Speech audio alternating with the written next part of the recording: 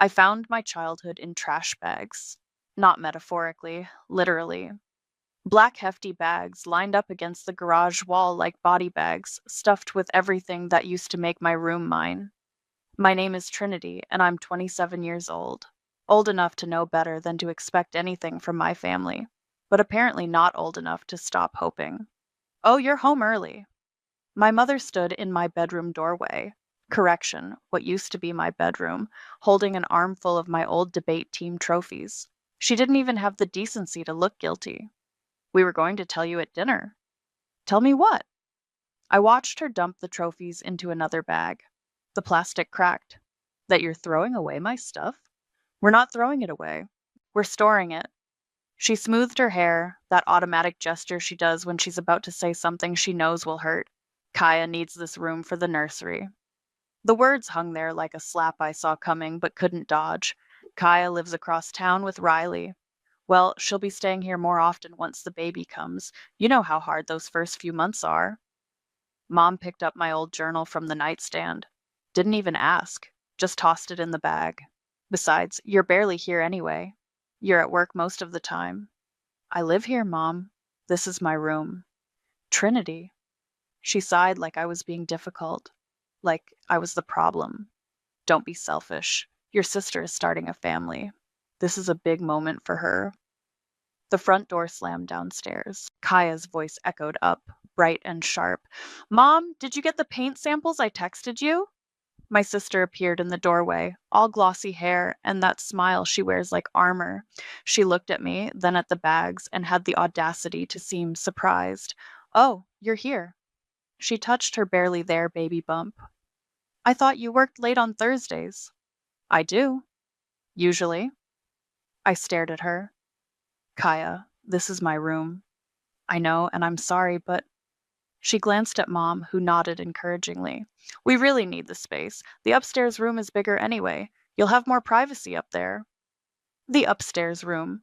The one with the slanted ceiling and the window that doesn't close all the way. The one we used to store Christmas decorations and Dad's old golf clubs. You're kicking me out of my childhood bedroom for a baby that isn't even born yet. No one's kicking you out? Mom's voice sharpened. We're making reasonable accommodations for your sister's needs. You're being dramatic. Kaya put her hand on my arm. I flinched. She noticed but didn't move it. Trin, please, I need you to be okay with this. Her eyes went wide, that puppy dog look that's always worked on our parents. You're going to be an aunt. Isn't that exciting? I looked at her hand on my arm, looked at the engagement ring Riley gave her, the same Riley who used to tell me I was the only person who really understood him. And I remembered. 3 years ago, winter, 2 in the morning. Kaya crying in my dorm room, mascara running, begging me not to tell anyone what she'd done. Please, Trinity, please, it was a mistake. I was drunk. It didn't mean anything. If you tell Riley, if you tell Mom and Dad, it'll destroy everything. Please. I'd kept her secret, swallowed my pain, watched my relationship implode from the inside while she played innocent. And now, here she was, pregnant with his baby, wearing his ring, taking my room. Yeah, I said quietly. Exciting. Mom smiled, relieved. Good. I knew you'd understand. Can you start moving your things upstairs this weekend? Sure. They left me standing there. I heard them downstairs laughing about paint colors. Sage green or dusty blue. Like this was normal. Like I didn't matter. I walked to the garage, stared at those trash bags. My trophies, my journals, my life reduced to garbage.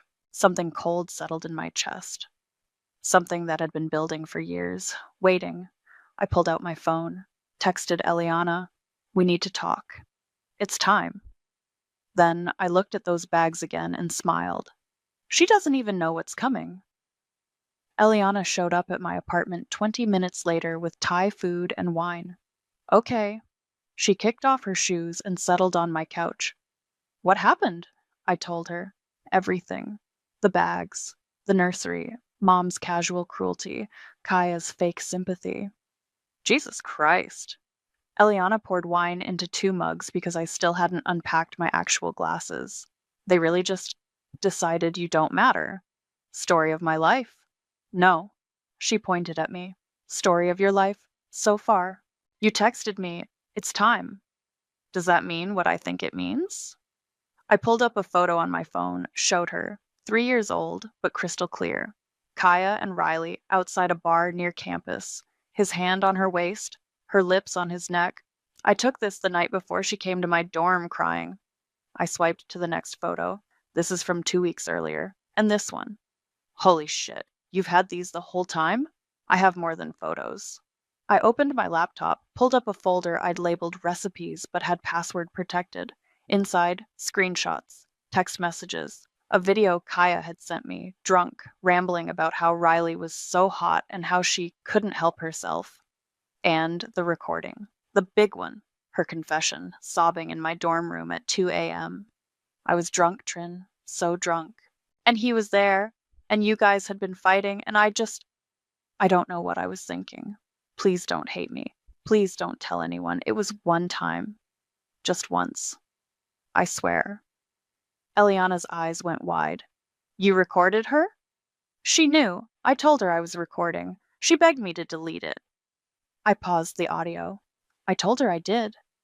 Trinity Douglas, you beautiful, vindictive genius. I'm not. Yes, you are, and you should be. Eliana grabbed my hand.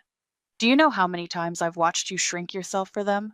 How many family dinners where your mom praised Kaya for breathing while you sat there with a master's degree and a promotion nobody acknowledged? No. Listen to me. You kept this secret for 3 years. You let Kaya steal your boyfriend, lie about it, and then date him openly while you pretended to be okay. You let your family treat you like furniture. And now they're literally throwing your stuff in trash bags. I pulled my hand back. So what do I do? You burn it down. She leaned forward. All of it. You show everyone who Kaya really is. They won't believe me. They will if you have proof. She gestured at my laptop. And you have a whole folder of it. My phone buzzed. Mom, in the family group chat.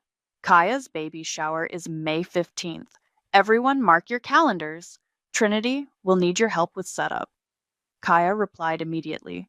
Can't wait. Riley and I are so blessed. Riley added a heart emoji. I stared at the screen until it blurred. They're having a baby shower. Perfect. Eliana's smile was sharp. Public. Lots of witnesses. Maximum damage. That's... What? Too far? They kicked you out of your childhood bedroom for a baby that isn't even here yet. Kaya slept with your boyfriend and lied about it. Your mom called you selfish for having feelings. How much more are you supposed to take? I thought about those trash bags. About mom tossing my journal away like garbage. About Kaya's hand on my arm. Fake concern dripping from every word. I need to think about this. No, you need to do this. Eliana pulled up the calendar on her phone. May 15th. That's 6 weeks away. Plenty of time to plan. Plan what exactly? A slideshow. A speech. Something that makes it impossible for them to ignore what she did. She looked at me. Unless you want to spend the rest of your life being invisible. My phone buzzed again. Kaya texting me privately. Thanks for being so cool about the room. I knew you'd understand. You're the best, big sister. I showed Eliana the message. Oh, fuck that, she said. I opened my laptop again, looked at that folder, all that evidence, all that proof. Okay, I said quietly. Let's do it. Yeah? Yeah. I took a long drink of wine. But we do it right. No mistakes. No way for her to talk her way out of it. Eliana grinned. Now you're talking. First step, we need to know exactly who's coming to this shower. Guest list, seating chart, everything. Mom will have all that? Can you get access? I thought about it. She keeps everything in her planner, the one she leaves on the kitchen counter. Perfect. What else? I pulled up Riley's Instagram. He'd posted a photo yesterday. Him and Kaya at dinner, her hand on her stomach, both of them glowing. The caption, can't wait to start this next chapter with my beautiful fiancé. 43 comments, all congratulations, all love. I need him to admit it, I said, on record, recent. So they can't say it was just old drama. Think you can get him to talk? I looked at that photo again, at his smile, at the way he looked at Kaya like she was everything, the way he used to look at me. Yeah, I said. I can get him to talk. The next 3 weeks were a masterclass in playing pretend. I helped Mom address shower invitations, smiled while Kaya showed me onesies covered in ducks, nodded when Dad asked if I'd moved all my stuff upstairs yet. Almost done, I lied. I hadn't moved a single box. The guest list was easy to photograph. Mom left her planner open while she went to answer the door. 63 people, half of them I barely knew, all of them about to witness something they'd never forget. Trinity, can you come help me with the centerpieces? Kaya called from the dining room. I found her surrounded by mason jars and fake flowers. Pinterest explosion. What do you think? Lavender or peach? Lavender. Really? I was leaning peach. She held up both. Riley likes peach. Then why ask me? She laughed like I'd made a joke. You're so funny. Hey, I wanted to ask, would you be okay giving a little speech at the shower? Just something sweet about us growing up together? A speech. Yeah, Mom thought it would be nice, the big sister welcoming the new baby. She touched my arm again, that thing she does. It would mean a lot to me. I looked at her hand, at her ring, at her face, so open and trusting. Sure, I said. I'd love to. Perfect. Nothing too long, just a few minutes. She went back to her flowers. Oh, and wear something nice. We're doing a lot of photos. Of course. That night, I messaged Riley on Instagram. Casual, friendly. Hey, random question. Do you still have that old hoodie of mine? The gray one? Pretty sure I left it at your place years ago. He responded in 10 minutes. Trinity? Wow, hey, been a while. I think I might. Want me to look? If it's not too much trouble, I know it's weird to ask. No, it's cool. How have you been? Good. Busy. You? Amazing. Kaya's pregnant. Don't know if you heard. I heard. Congrats. Thanks. It's wild. Never thought I'd be a dad. I stared at that message. Let it sit. Yeah. Wild. Hey, I've been meaning to say, I'm glad there's no weirdness between us. With everything that happened. My fingers hovered over the keyboard. What do you mean? 3 dots appeared, disappeared, appeared again. Just, the breakup, how it ended.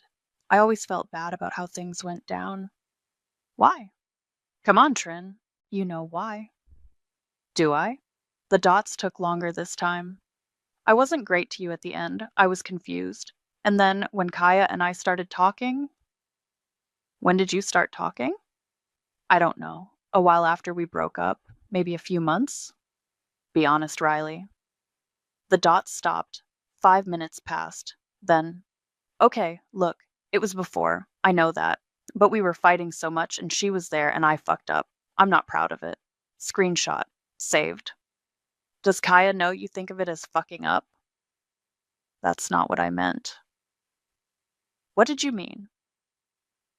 I meant I should have ended things with you first, before anything happened with her. That was shitty of me. Screenshot. Saved. So you cheated. Trinity, come on. That was 3 years ago.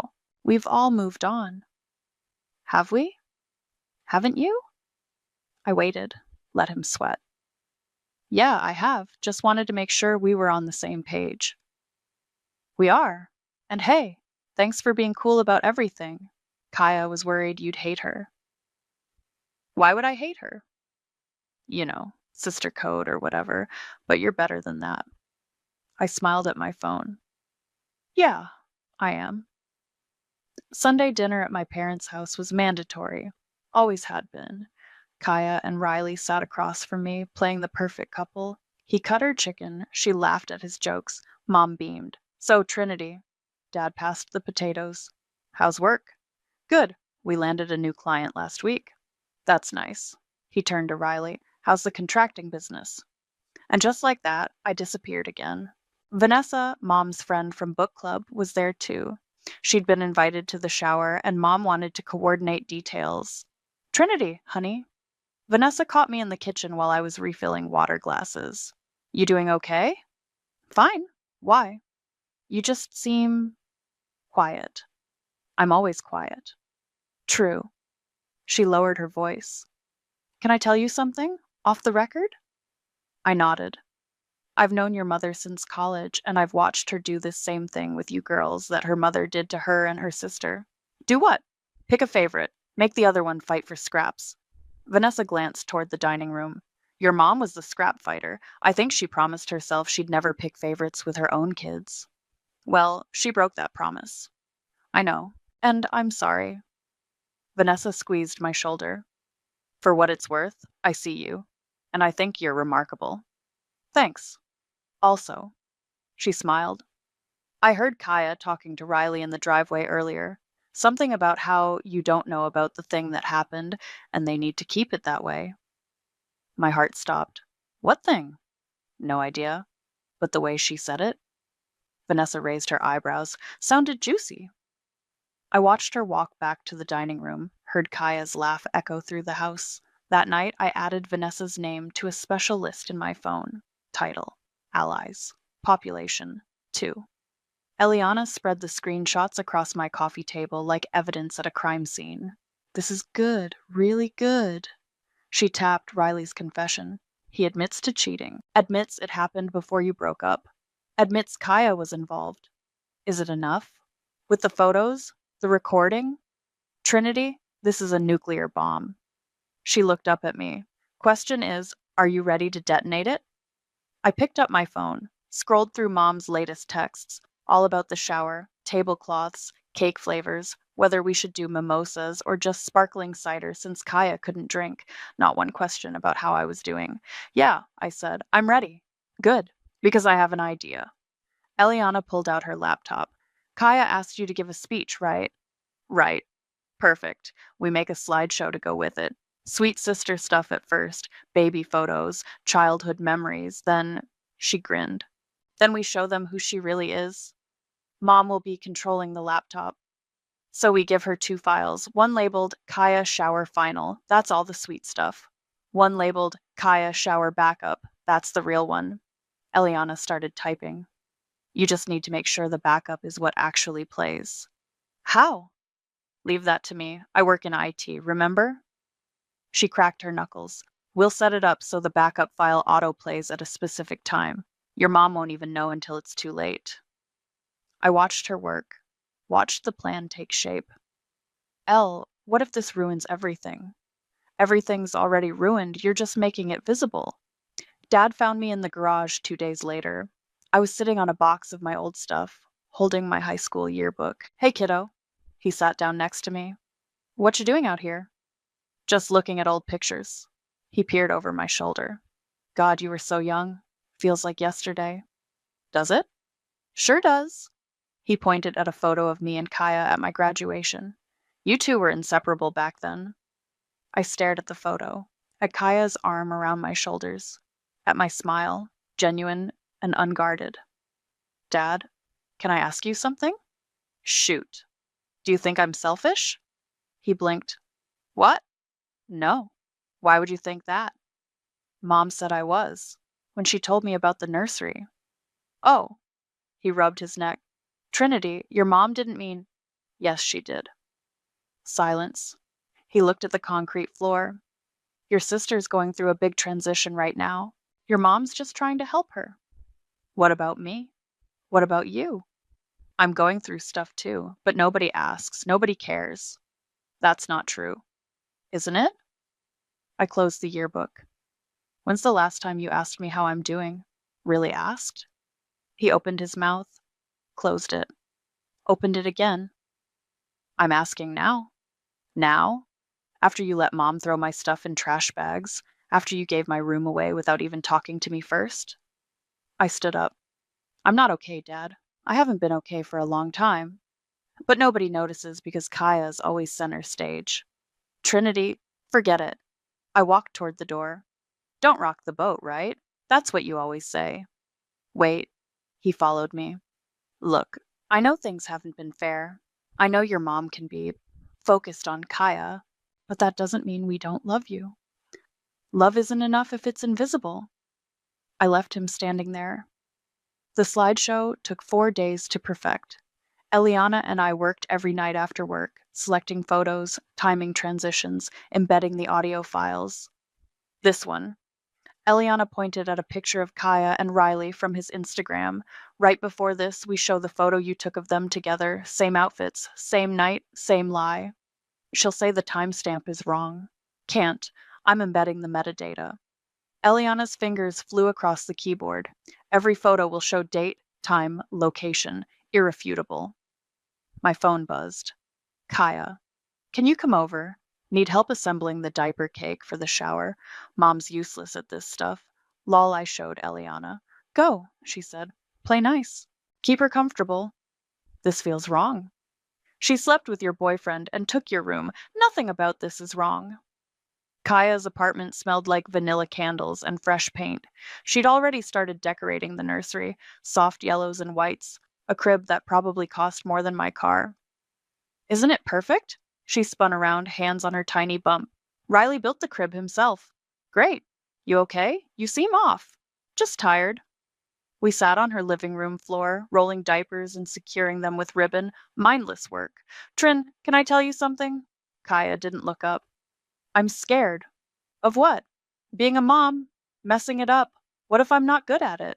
You'll be fine. Mom will help you. I don't want to be like Mom. She finally looked at me. I don't want to play favorites. I don't want my kids to feel like one matters more than the other. The irony was so thick I could taste it. Then don't, I said simply. Do you think I'm a good person? I met her eyes, held them. I think you're about to find out. She laughed, confused. What does that mean? Nothing. Just motherhood changes people. You'll see. We finished the diaper cake in silence. When I left, she hugged me at the door. Love you, sis. I didn't say it back. In my car, I texted Eliana. Slideshow ready? Ready? You? I looked back at Kaya's apartment, at the warm light in the windows, at the life she'd built on my broken pieces. Ready. May 15th arrived with perfect weather, sunny, 72 degrees, the kind of day people call blessed.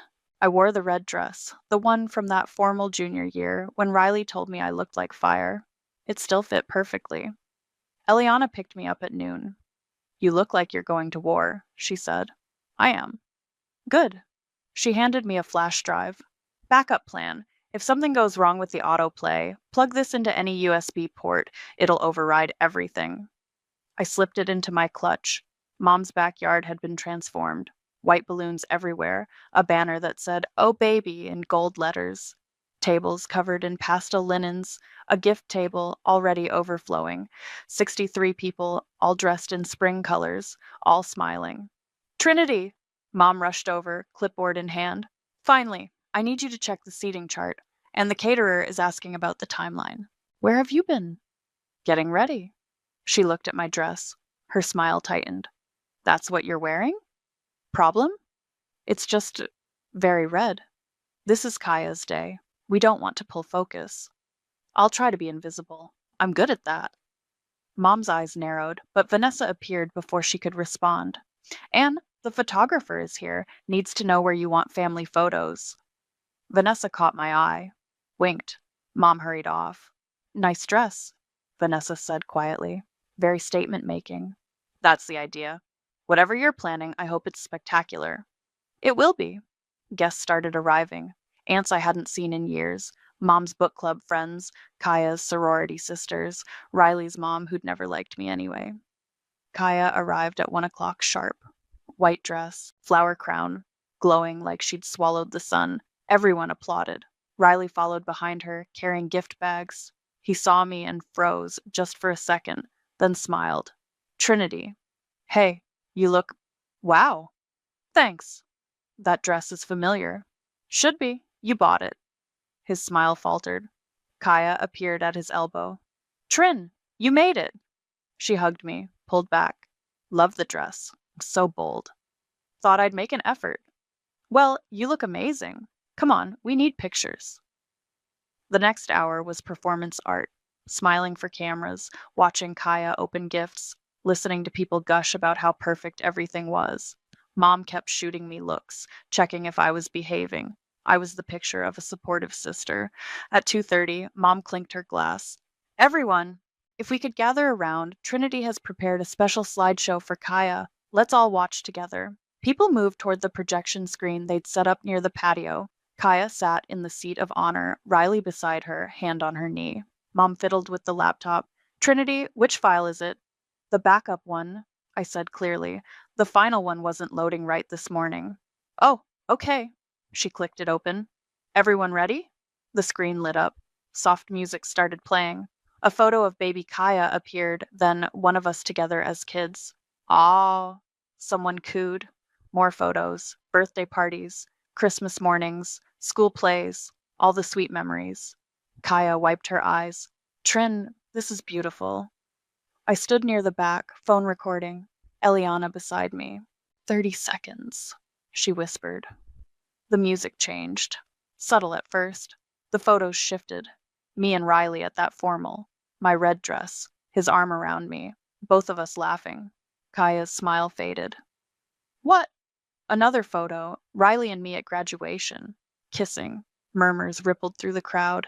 Then the photo I'd taken. Riley and Kaya outside that bar. His hand on her waist. Her lips on his neck. The timestamp appeared. March 15th, 2021. Oh my God, someone whispered. Another photo. Same night. Different angle. Kaya's hand in Riley's back pocket. Kaya stood up. Turn it off. But Mom was frozen, staring at the screen. A screenshot appeared. Riley's Instagram messages to me from last month. I wasn't great to you at the end. I was confused. And then, when Kaya and I started talking. Okay, look, it was before. I know that. But we were fighting so much, and she was there, and I fucked up. The crowd gasped. Turn it off, Kaya screamed. The screen went black. Then audio started playing. Kaya's voice, crying, 3 years ago. I was drunk, Trin, so drunk.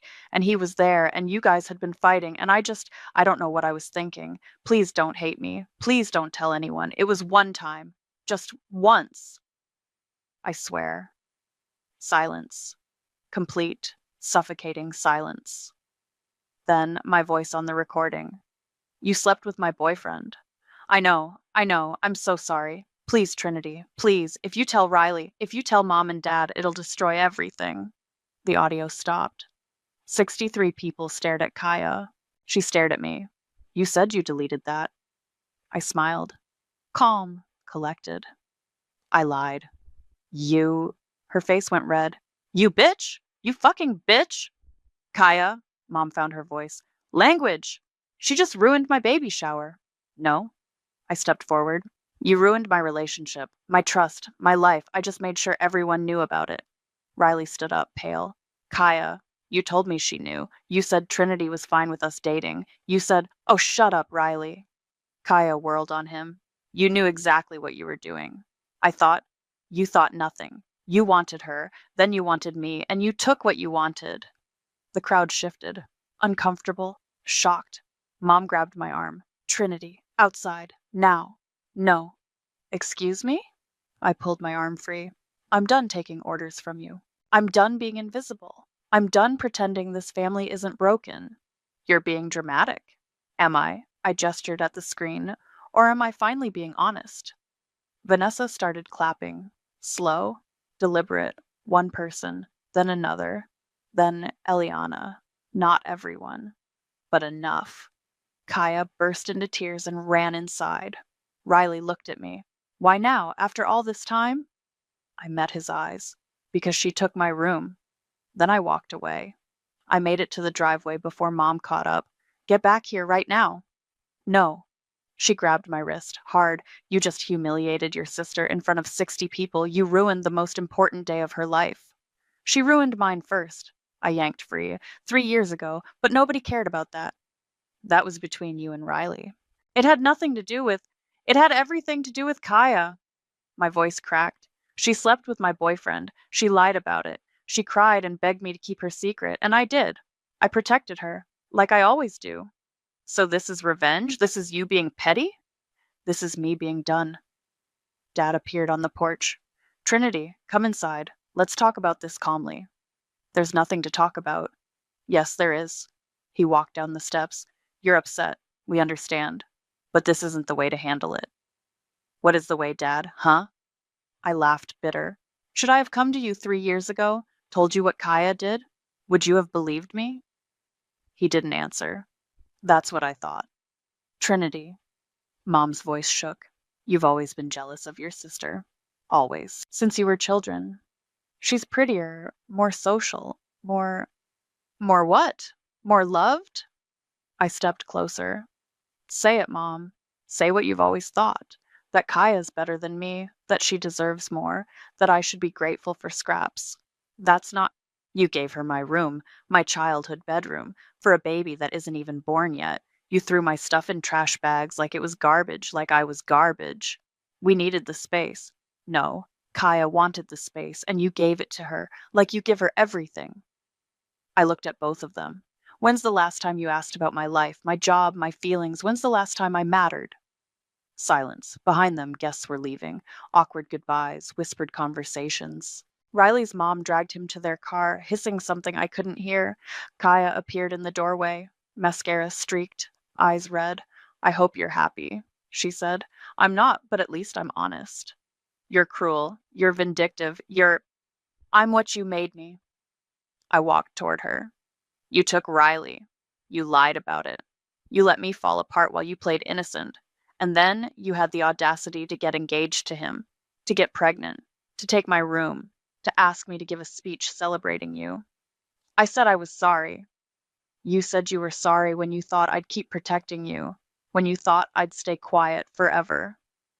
I stopped at the bottom of the steps, but I'm done being quiet. Riley and I love each other. Riley loves whoever's convenient. And you love being chosen. I looked at her stomach. That baby's going to grow up with a mother who steals and a father who cheats. Congratulations. She slapped me. The sound echoed. My cheek stung. Mom gasped. Kaya! Don't. Kaya pointed at Mom. Don't defend her. Not after what she just did. I touched my face. Smiled. Feel better? Fuck you, Trinity. There it is. The real Kaya. Not the sweet little sister, not the perfect daughter, just a selfish person who takes what she wants and cries when there are consequences. Riley appeared behind her. Kaya, we should go. Don't touch me. She shoved him. This is your fault. You and your guilty conscience. Why did you have to message her? Why did you have to admit anything? You told me she knew. You said, I lied, Riley. Obviously, I lied. She laughed, hysterical. God, you're so stupid. You've always been so stupid. Kaya. No, I'm done. I'm done with all of this. She looked at me. You want to know the truth? I'm not sorry. I'm not sorry I slept with Riley. I'm not sorry I lied. Because you know what? You were boring. You were safe. You were everything I never wanted to be. Kaya, stop. Mom reached for her. Why? She gets to tell the truth, but I don't? Kaya's voice rose. Fine. Truth time. I slept with Riley because I could. Because he wanted me more than he wanted you. Because it felt good to win for once. Win what? Everything. Your boyfriend. Your room. Mom and Dad's attention. Everything you thought made you special. She wiped her eyes, smearing mascara further. And the best part? You let me. You kept my secret. You made it so easy. The words hit like bullets. Dad stepped forward. Kaya, that's enough. Is it? Because Trinity just destroyed my baby shower, my relationship, my life, but I'm supposed to be the bad guy? You are the bad guy, Vanessa said from the driveway. Everyone turned. She stood there, purse over her shoulder, keys in hand.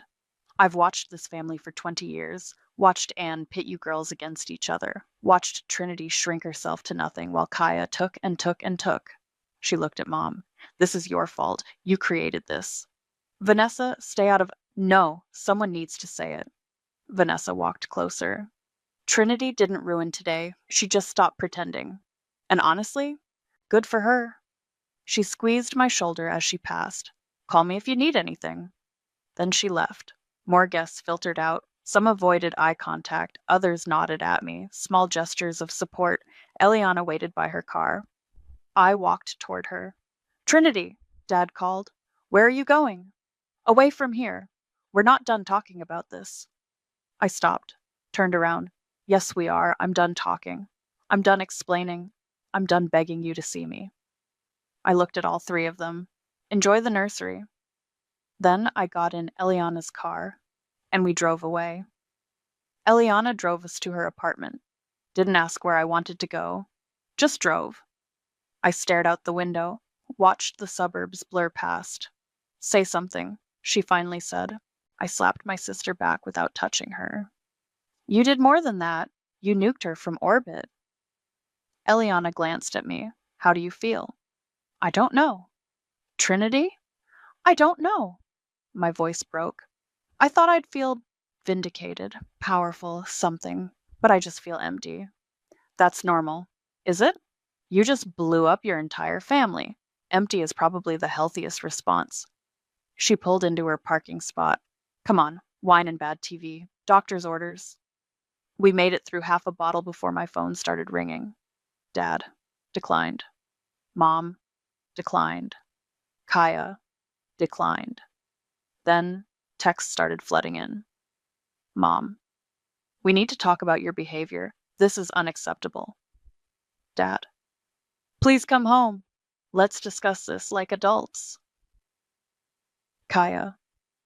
I hope you're proud of yourself. Riley left. The wedding's off. Happy now? I showed Eliana the last one. Oh shit. He actually left her? Apparently. Good, he's a cheating asshole. She refilled my glass.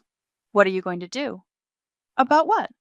All of it. Your family, your living situation, your. My phone rang again. Unknown number. I answered. Hello? Trinity? It's Vanessa. Oh, hi. I'm sorry to bother you. I got your number from your mom's contacts. She paused. I wanted to check on you. That was intense. Yeah? Are you okay? Honestly? No idea. Fair enough. I heard ice clinking in a glass. Can I tell you something? That thing I mentioned at dinner about your mom and her sister? Yeah? Your mom was the Kaya, the favorite, the golden child. Her sister was the Trinity, invisible, responsible, forgotten. Vanessa's voice softened. Her sister cut contact 20 years ago, moved to Oregon. Your mom hasn't spoken to her since. My chest tightened. Why are you telling me this? Because history repeats itself, and because your mom knows exactly what she's doing to you. She lived it from the other side. Vanessa sighed. I'm not excusing what Kaya did, but Anne created this dynamic. She chose a favorite. She made you compete for crumbs. So what do I do? Whatever you need to do to survive, even if that means walking away. We talked for 10 more minutes. She gave me her sister's number, a therapist who specialized in family trauma. Told me to call anytime. When I hung up, Eliana was watching me. What? You're not going back, are you? To their house? No. Good. You can stay here as long as you need. I mean it. My couch is your couch. My wine is your wine. My Netflix password is your Netflix password. She grabbed my hand. You're not alone in this. I squeezed back. Thank you. We ordered pizza, watched true crime documentaries, pretended my phone wasn't exploding with messages. Around midnight, a new text came through. Riley. Riley. Can we talk? Please? I stared at it. Don't, Eliana said. I'm not going to. But curiosity won. I opened the thread. Riley. I didn't know. I swear to God, Trinity. Kaya told me you knew about us, that you'd moved on, that you were okay with it. Riley. I know that sounds stupid. I know I should have asked you directly, but I wanted to believe her.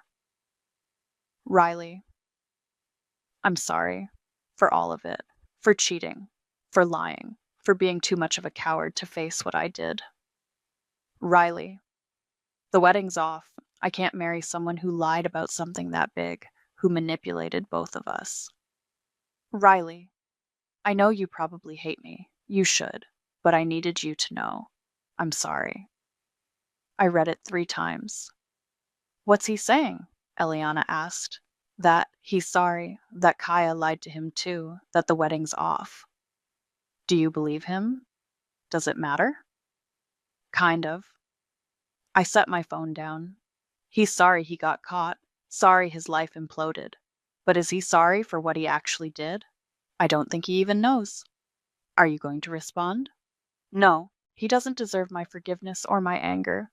He just deserves nothing. Eliana raised her glass. To giving people exactly what they deserve. We clinked glasses. My phone buzzed again. Kaya, this time. Kaya, you destroyed my life. I hope you know that. Riley's gone. Mom won't stop crying. Dad won't even look at me. Everyone at the shower is talking about what a slut I am. Kaya, this is all your fault. You couldn't just let it go. You had to make everything about you. Kaya, I'm pregnant and alone because of you. I hope you're happy. I read it out loud to Eliana. Wow, still playing victim. Always. I typed a response, deleted it, typed another, finally settled on.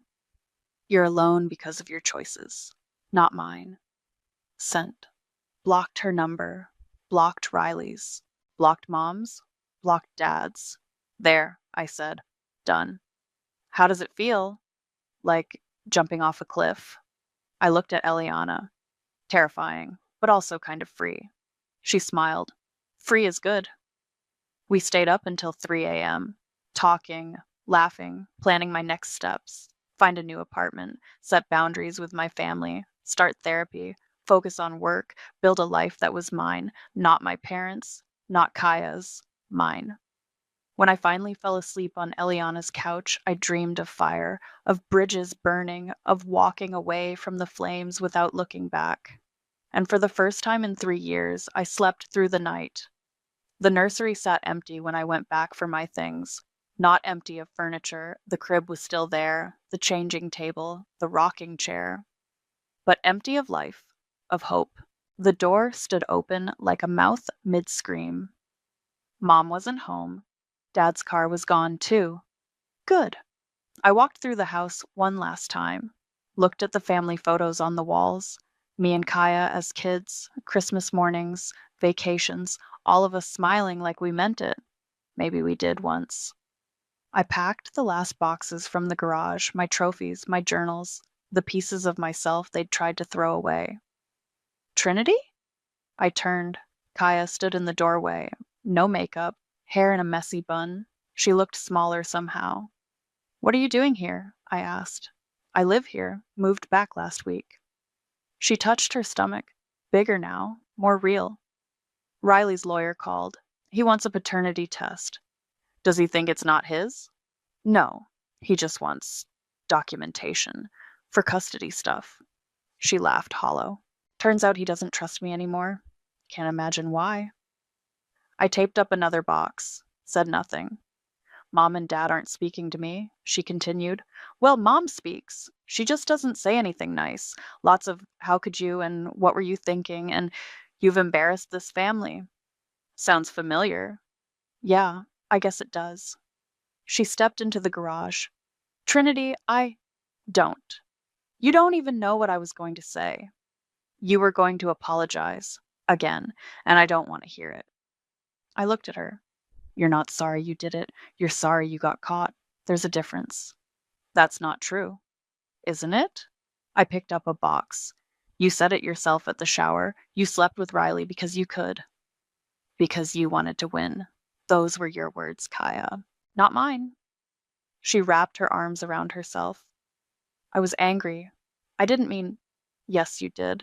That's the thing about anger. It makes people honest. I carried the box to my car. Came back for another. You meant every word. You just didn't mean for me to hear them. So what now? We just never speak again? I don't know. Maybe. He's your nephew.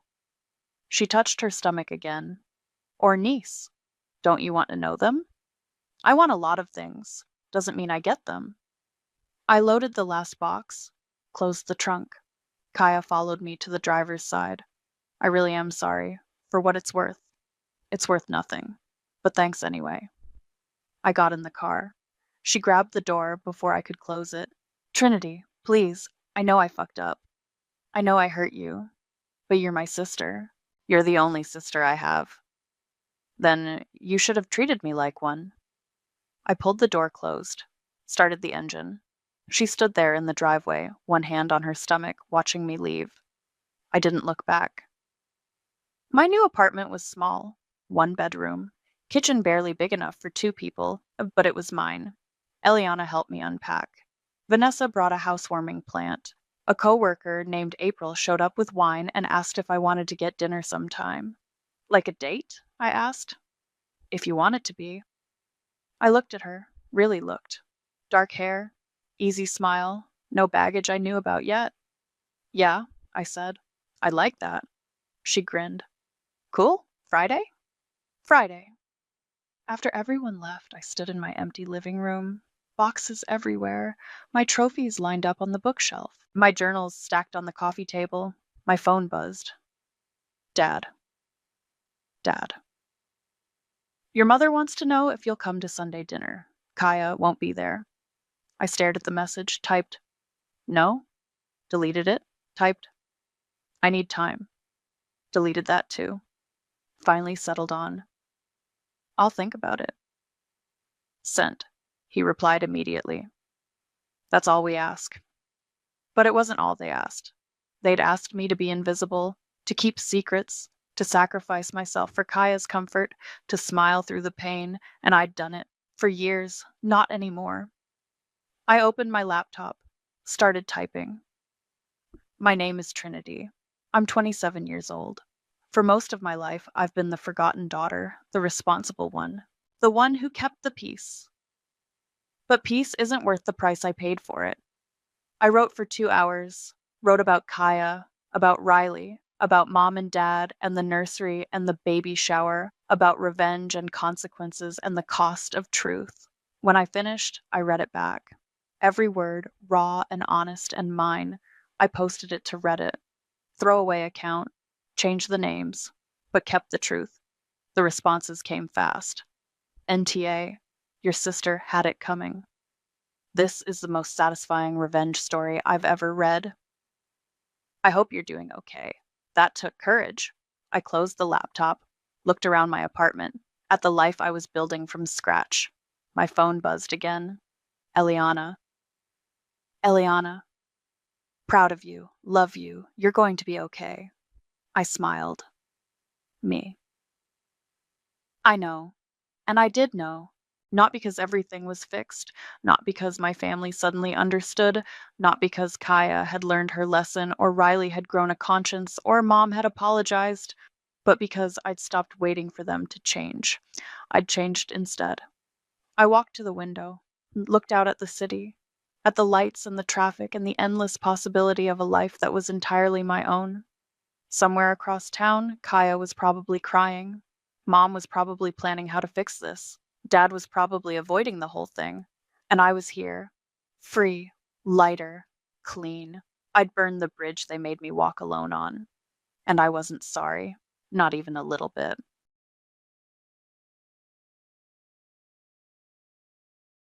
I'm happily settled in life, having married into a wealthy family, while Mason mockingly remarked on my seemingly simple lifestyle.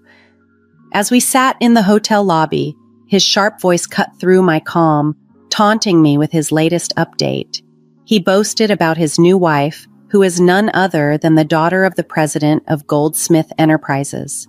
Mason's laughter, tinged with pride, filled the air, but it was the mention of Goldsmith Enterprises that grabbed my attention. I knew that name, but couldn't quite place it at first. Then, it clicked. Mason continued to gloat, unaware of the humor I found in his boasting. My name is Patricia, and I'm 37, living contentedly with my husband Mason. I work in my family's real estate business, handling mostly administrative duties while my father, the president, oversees major strategies. As an only child, I'm expected to one day lead the company. Despite the looming responsibility, I maintain a careful balance between my personal and professional life, especially around Mason. He completed high school and works for a moving company, a demanding job that I respect. To avoid making him feel inadequate, I rarely discuss my university degree or my anticipated future as president of the company. Mason and I met through a mutual friend during college. After my friend's move, handled by Mason's company, she introduced us. Initially, Mason was interested in her, but after she turned him down, we got to know each other. His easygoing nature complemented my meticulousness, and our relationship flourished. We married in our late 20s after a brief courtship. Our marriage has been smooth, bolstered by the warm acceptance of Mason's parents, a refreshing contrast to the typical in-law challenges some of my friends face. Despite Mason's demanding job, often keeping him out until late, physically exhausting him, he remained committed to our marriage. Even on his toughest days, he'd express gratitude as I waited up to share dinner with him. I felt fortunate to have such a devoted husband, but after a year of marriage, our peaceful life began to show signs of strain. One night, as we settled into bed, Mason unexpectedly brought up the topic of having children. His tone was tinged with irritation, catching me off guard. I had thought about starting a family too, and though we weren't actively trying, I believed it would happen naturally with time. I reassured him, "It's only been a year, there's no rush." I wanted children, but I knew stressing about it wouldn't help. To calm the situation, I adopted a relaxed demeanor, but Mason, more assertive than usual, quoted statistics. "You know, there's about a 90% chance of conceiving within a year for couples not using contraception." Not well versed in such specifics, that figure sounded surprisingly high to me. "If you're concerned, maybe we should both get tested," I suggested, thinking it wise to address any potential issues together. However, Mason's reaction was unexpectedly harsh. "What are you implying, that it's my fault? Usually it's the woman's fault," he retorted, his tone filled with contempt. It was the first time he'd spoken to me this way. I hadn't accused him of anything. I merely suggested a joint approach to find clarity. Yet, Mason concluded I was blaming him and added, "It's definitely the woman's fault," as if to underline that I was the problem. I wanted to respond, but I was too shaken, barely managing to reply. "Of course. So just you get tested. I'm too busy with work. I have a job too, you know. You're just coasting along in your dad's company," he snapped. His words stung. I never just coasted, although my role involved many administrative tasks. I was actively learning management skills from my father in preparation to lead the company someday. That night, any attempt at discussion was met with curt replies, and we fell asleep with our backs turned in silence, a heavy air hanging between us. From then on, Mason's attitude toward me shifted drastically. Returning home late one evening after a discussion about the future with my father, I found Mason irate over dinner not being ready. "I'm sorry, I just got home 15 minutes ago. I'll start cooking now. Just wait a little, please," I hurriedly explained, but Mason dismissed it. That's typical of a small company's boss's daughter. He didn't realize the scale of my father's business, a significant real estate company with hundreds of employees.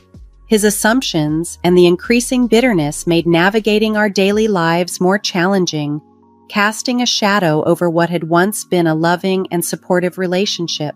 Arguing seemed pointless as I hurried to the kitchen, promising Mason I'd cook immediately.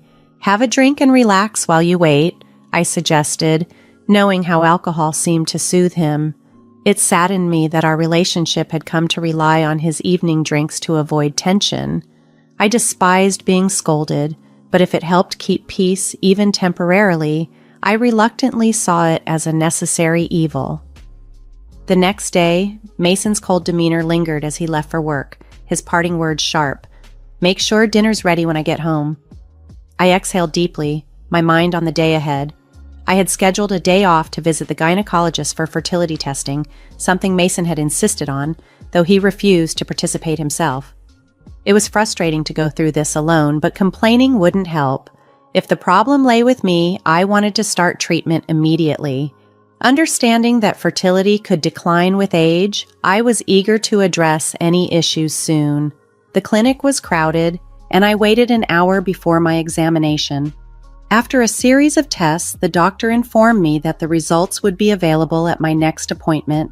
The possibility that I might be the one with fertility issues was daunting, but I was ready to take whatever steps were necessary. When Mason returned home that evening, I told him, "I went for the fertility test today." His response was curt. "Figures. If the problem's with you, it's good you're getting tested. Let me know the results." His assumption that I was to blame for our difficulties in conceiving was hurtful. 6 years passed and I turned 37.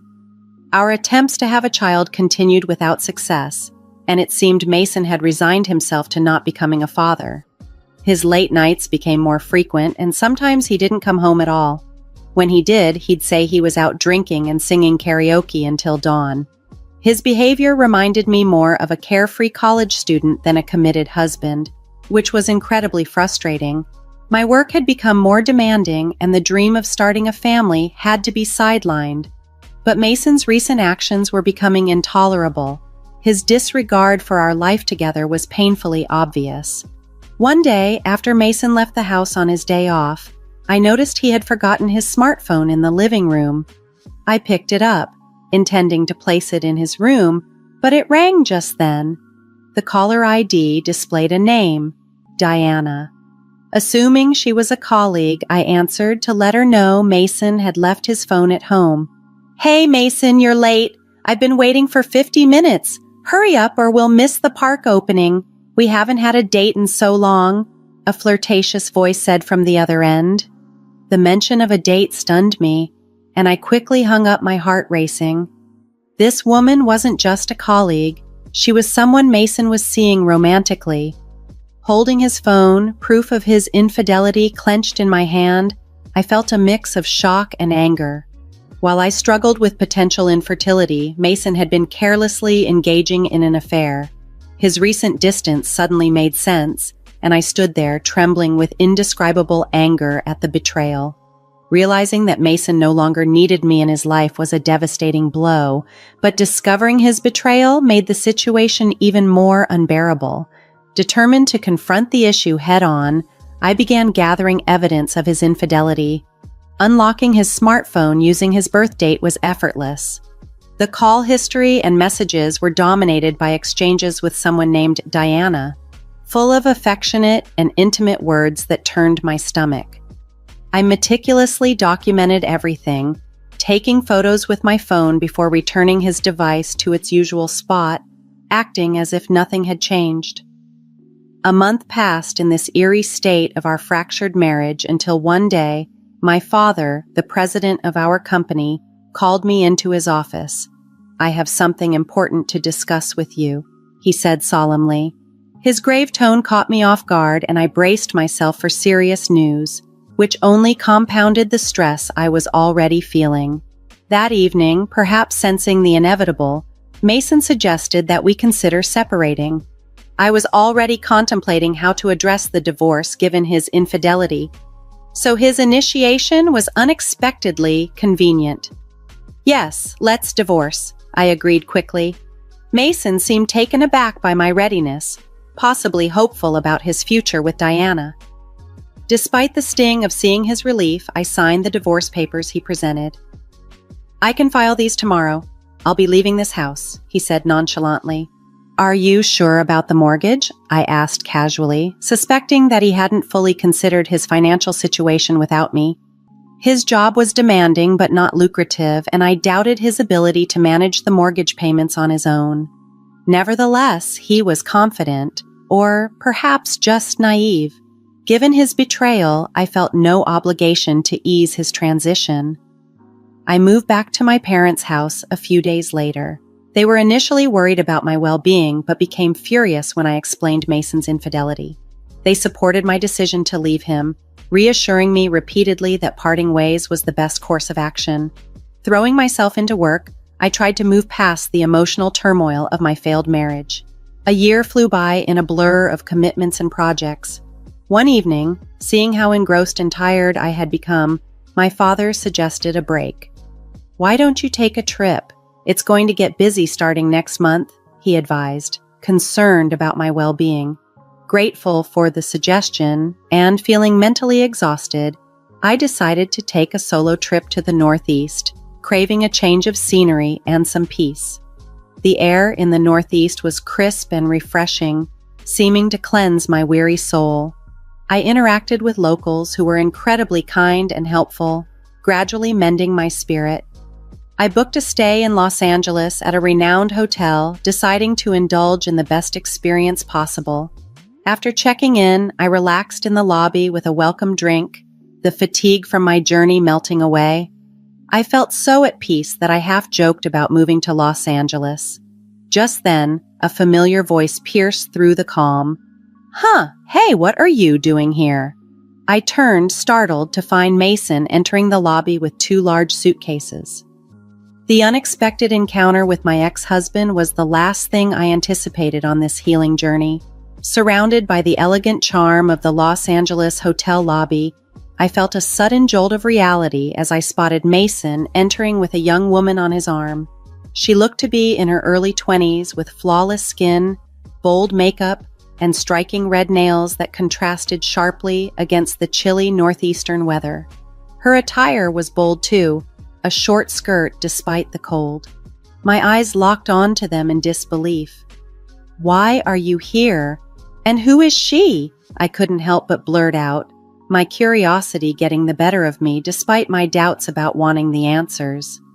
"Oh, let me introduce you," Mason said with a hint of excitement I hadn't seen in a long time.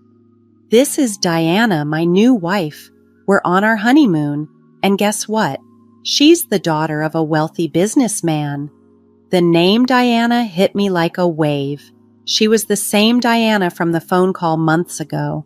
I felt a surge of discomfort at his obvious pride in marrying someone so much younger and wealthily connected. "You're here alone? That's sad," Mason sneered, his voice dripping with disdain. Beside him, Diana eyed me with a smirk. "Hey, Mason, is this your ex-wife? She looks old. Hurry up with the check-in," she said, her tone sharp. Irritated, I managed to keep my composure as Mason nonchalantly draped an arm around her, boasting, "Yeah, I'm set for life now, marrying into money. You keep struggling in your modest life." Mason's high-pitched laugh cut through the serene atmosphere of the lobby, a stark contrast to the tranquility I had been enjoying. He continued to flaunt his new life. "Yeah, Diana is Goldsmith's daughter.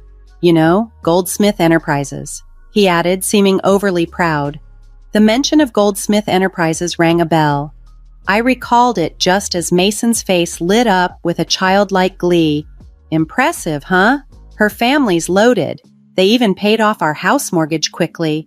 Thanks for making the divorce easy, Patricia," he said sarcastically. "Yeah, I know them. They're in that big building downtown, right?" "I've been there," I replied calmly, barely fazed by his remarks. Mason looked surprised. "Oh, you've been there? Well, her family owns a huge company, so breaking up with you was the right choice." He smirked maliciously. I nodded, still calm. "That building? It's part of our real estate holdings," I mentioned casually, as if recalling a minor detail. "What do you mean, our real estate?" Mason and Diana chimed in together, both perplexed. "That building is rented by my father for his most prestigious office. I'm not sure if your company is involved in real estate, but it's certainly not a shabby building," I explained with a serene tone. Their skepticism was palpable. I paused, knowing there was no turning back. "Yes, I know how grand it is. I was there when my father purchased that building for about $500 million. Recently, he was complaining about a tenant not paying their rent. Turns out it was your company. In fact, my father is a real estate magnate with assets worth $5 billion, and that building is one of them. Goldsmith Enterprises has been the tenant for the past few months, and they hadn't paid their rent," I revealed, watching their reactions closely. Diana burst out laughing, disbelief written all over her face. "That can't be true. Our company's doing great," she claimed, still laughing, but the shock in her eyes told a different story. Despite the shock of seeing Mason with his new wife, I was determined not to be drawn into their drama. Yet Diana's loud claims that their company could surely pay the rent echoed around us, hinting at denial or deceit. Her tone was dismissive, suggesting I was lying just to create discord between her and Mason. Realizing a simple conversation wouldn't suffice, I pulled out my smartphone right there in the hotel lobby. "I'm here with the daughter of Goldsmith Enterprises," I told my dad over the phone. "Can you send me a photo of the rent reminder notice?" Within moments, my father sent a clear image of the notice addressed to Goldsmith Enterprises, showing 4 months of unpaid rent. I showed the image to Mason and Diana, doubting they could dismiss it as fake given the immediate proof. "See, if you don't pay soon, we might have to consider legal action. What are you going to do?" I asked calmly. Diana's confidence wavered as she mumbled, "Come to think of it, Dad has been stressed lately, talking about slow sales and firing a lot of employees." Mason, however, seemed to spiral into denial, accusing me of fabricating the story to split them up. "You're just trying to trick us and tear us apart, aren't you? You're still that kind of person trying to get back at me for remarrying. Your tactics are dirty," he shouted, causing me to step back, shocked by his loud, accusing voice. His words brought back painful memories of our marriage, of all the harsh things he had said when things got tough between us. But now, standing here, I was no longer the person who took his words silently. "What are you even saying, Mason? Do you really think I still have feelings for you? How foolish. I've long been over a man like you. In fact, I feel sorry for Diana getting caught up with someone like you," I said, my voice steady but firm. "Did you marry her just for her money? You had shallow reasons for marrying me too, like wanting to get married quickly and wanting kids. And who was it that left me when he found out we couldn't have kids? Who called me useless for being infertile? You're to blame for all of it, yet you think I still have feelings for you? You must be out of your mind." Mason's face turned red with anger. "You're just an arrogant old hag. You probably can't even get married or have kids anymore. Diana and I are planning to have fun making a baby after this trip," he retorted, his voice thick with desperation. It was then I decided to reveal the truth, to finally put an end to his assumptions. "Oh, I didn't mention it, but I'm 5 months pregnant. I'm in the stable phase of my pregnancy, so my dad suggested I take this trip to relax," I revealed calmly. "That's right. After our divorce, I found someone who truly supports me. My boss at work, who happens to be a subordinate of my father. He has been a great support both personally and professionally. I found out I was pregnant just 5 months ago. It was a quick marriage, but my company and my father celebrated it grandly." Mason's face fell, his earlier bravado evaporating as he processed the news. "You're pregnant? So were you using birth control?" The question was absurd, and I couldn't help but feel a mixture of pity and relief as I looked at him. My life had moved on from the chaos he brought into it. Now, more than ever, I was sure of my path forward, strengthened by the support of my new husband and the imminent responsibility of leading my father's company, especially as he planned to retire soon due to health reasons. My future, though once intertwined with Mason's, was now firmly my own, filled with new beginnings and free from his shadow. Mason's confusion was palpable as he stomped his feet, bewildered by the revelation. "Birth control? I never did that, remember? I told you I had infertility tests at the clinic and they found no issues. So the problem wasn't just with me," I said, my words blunt and to the point. His face contorted with the realization. "Does that mean Diana and I can't have kids? Why did I divorce you to marry Diana?" he muttered to himself, his shoulders slumping in defeat. "What do you mean, why? You felt betrayed knowing he was infertile?" Diana snapped back, her anger flaring at Mason's self-centered logic. Realizing I had no reason to engage further, I delivered my final statement. "That's why from now on, please keep your affairs separate from mine. Regarding the rent for Goldsmith Enterprises, I expect full payment. If you intend to continue leasing the building, please settle the overdue rent soon. Otherwise, we'll need to pursue legal action. I have nothing more to say to you. Goodbye." With that, I left Mason and Diana in mid-argument and confidently returned to my hotel room. Upon my return from the trip, my husband greeted me with a warm smile. "Welcome back. Sorry I couldn't help around the house. Was everything okay?" Of course it was fine. I'm just glad you got to relax, Patricia. Thank you, he replied, his smile genuine and comforting. Since marrying my current husband, I've felt reassured daily, and thoughts of Mason have faded into the background. After that incident, I didn't see Mason again, but through my father's contacts, I learned that Mason and Diana's situation had worsened. Despite his initial belief that he was marrying into wealth, Mason discovered that Goldsmith Enterprises was steeped in debt. News had spread across TV channels about an employee at Goldsmith Enterprises embezzling millions from clients. Diana's father had known about the fraud but attempted to cover it up to protect the company's reputation. However, once the scandal became public, Goldsmith Enterprises stock plummeted, and the company lost its credibility. A mass exodus of employees followed.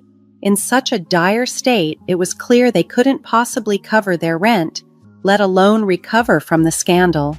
This turn of events reaffirmed my relief in having moved on from that chapter in my life, as I focused on a future filled with stability and genuine affection with my new husband.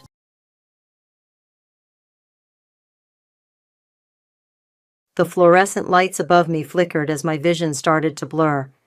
I gripped the podium tighter, trying to steady myself as 40 pairs of eyes stared back at me from the conference room. Something was wrong, terribly wrong. And as you can see from the Q3 projections, my voice wavered.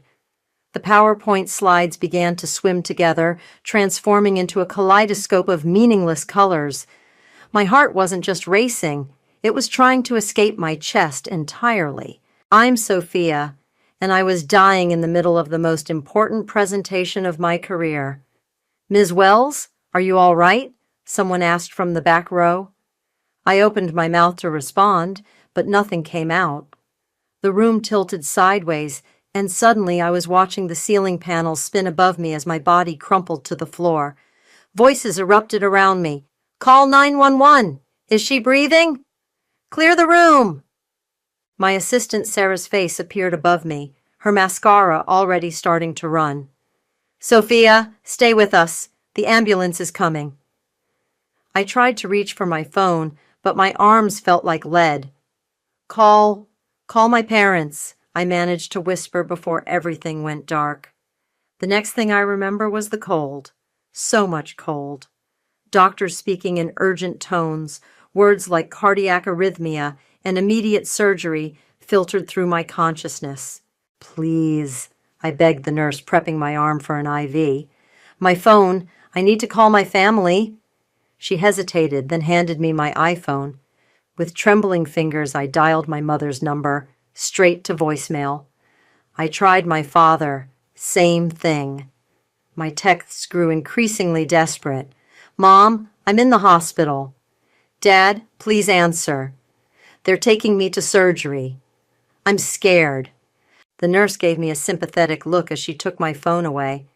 We need to go now, honey. I'm sure they'll be here when you wake up. They weren't. I came to in the ICU hours later, groggy and alone. The steady beep of monitors created a soundtrack to my isolation. Sarah had left a note saying she'd be back in the morning, but hospital policy only allowed immediate family after hours. Immediate family. What a joke. At 3 a.m., a night nurse came to check my vitals. She had kind eyes and a gentle touch as she adjusted my IV. Your mother left a voicemail earlier, she said, reaching for my phone. Would you like to hear it? I nodded, hope briefly flickering in my chest. Hi, sweetie. We got your messages, but we can't come right now. Hazel is having an absolute crisis over the color they painted her new apartment. She's inconsolable. You know how she gets. We'll try to stop by tomorrow if she's feeling better. Love you. The nurse's face said it all. I turned away, hot tears sliding down my cheeks. Would you like me to call someone else for you? She asked softly. A memory flashed through my mind. Last Christmas, when I'd written a check for $50,000 to cover Hazel's credit card debt. Mom had barely looked up from helping Hazel arrange her new designer handbag collection. Thanks, Sophie. You're such a good sister. Good sister, good daughter, good ATM. I wiped my eyes and looked at the nurse. Actually, yes. Could you hand me my phone? I need to call my lawyer. She passed me the phone, concern evident in her expression. My hands were steady now as I scrolled through my contacts and pressed call. Derek, it's Sophia. I know it's late, but I need you. Bring the papers, all of them. Yes, I'm sure. I'm in the ICU at Mount Sinai. I paused, listening to his response. No, my family isn't here. That's exactly why I'm calling. After hanging up, I stared at the ceiling, my heart monitor beeping in rhythm with my resolve. I'd almost died today, and my sister's paint color crisis had taken precedence. 20 years of similar moments crashed over me like a wave. Hazel's tantrums at my college graduation, my parents missing my company's launch party because Hazel had a bad date, the countless times I'd cleaned up her messes while my own achievements collected dust. My phone buzzed, a notification from Instagram. Hazel had just posted a selfie with our parents, all three of them huddled around paint swatches. The caption read, "Worst day ever. Thank God for family support. Shiru blessed, Shiru family, Shiru crisis." I clicked off my phone and closed my eyes, feeling something hard and cold crystallize in my chest. It wasn't my heart this time. It was determination. Tomorrow, Derek would help me start dismantling everything I'd built for them. And for the first time in my life, I wouldn't feel guilty about it. Derek arrived at 9 a.m. sharp, his leather briefcase bulging with documents. He took one look at me, hooked up to monitors and still pale from surgery, and his professional demeanor cracked. "Jesus, Sophia, you look like hell." "Thanks. Always knew I could count on you for honesty." I managed a weak smile. "Did you bring everything?"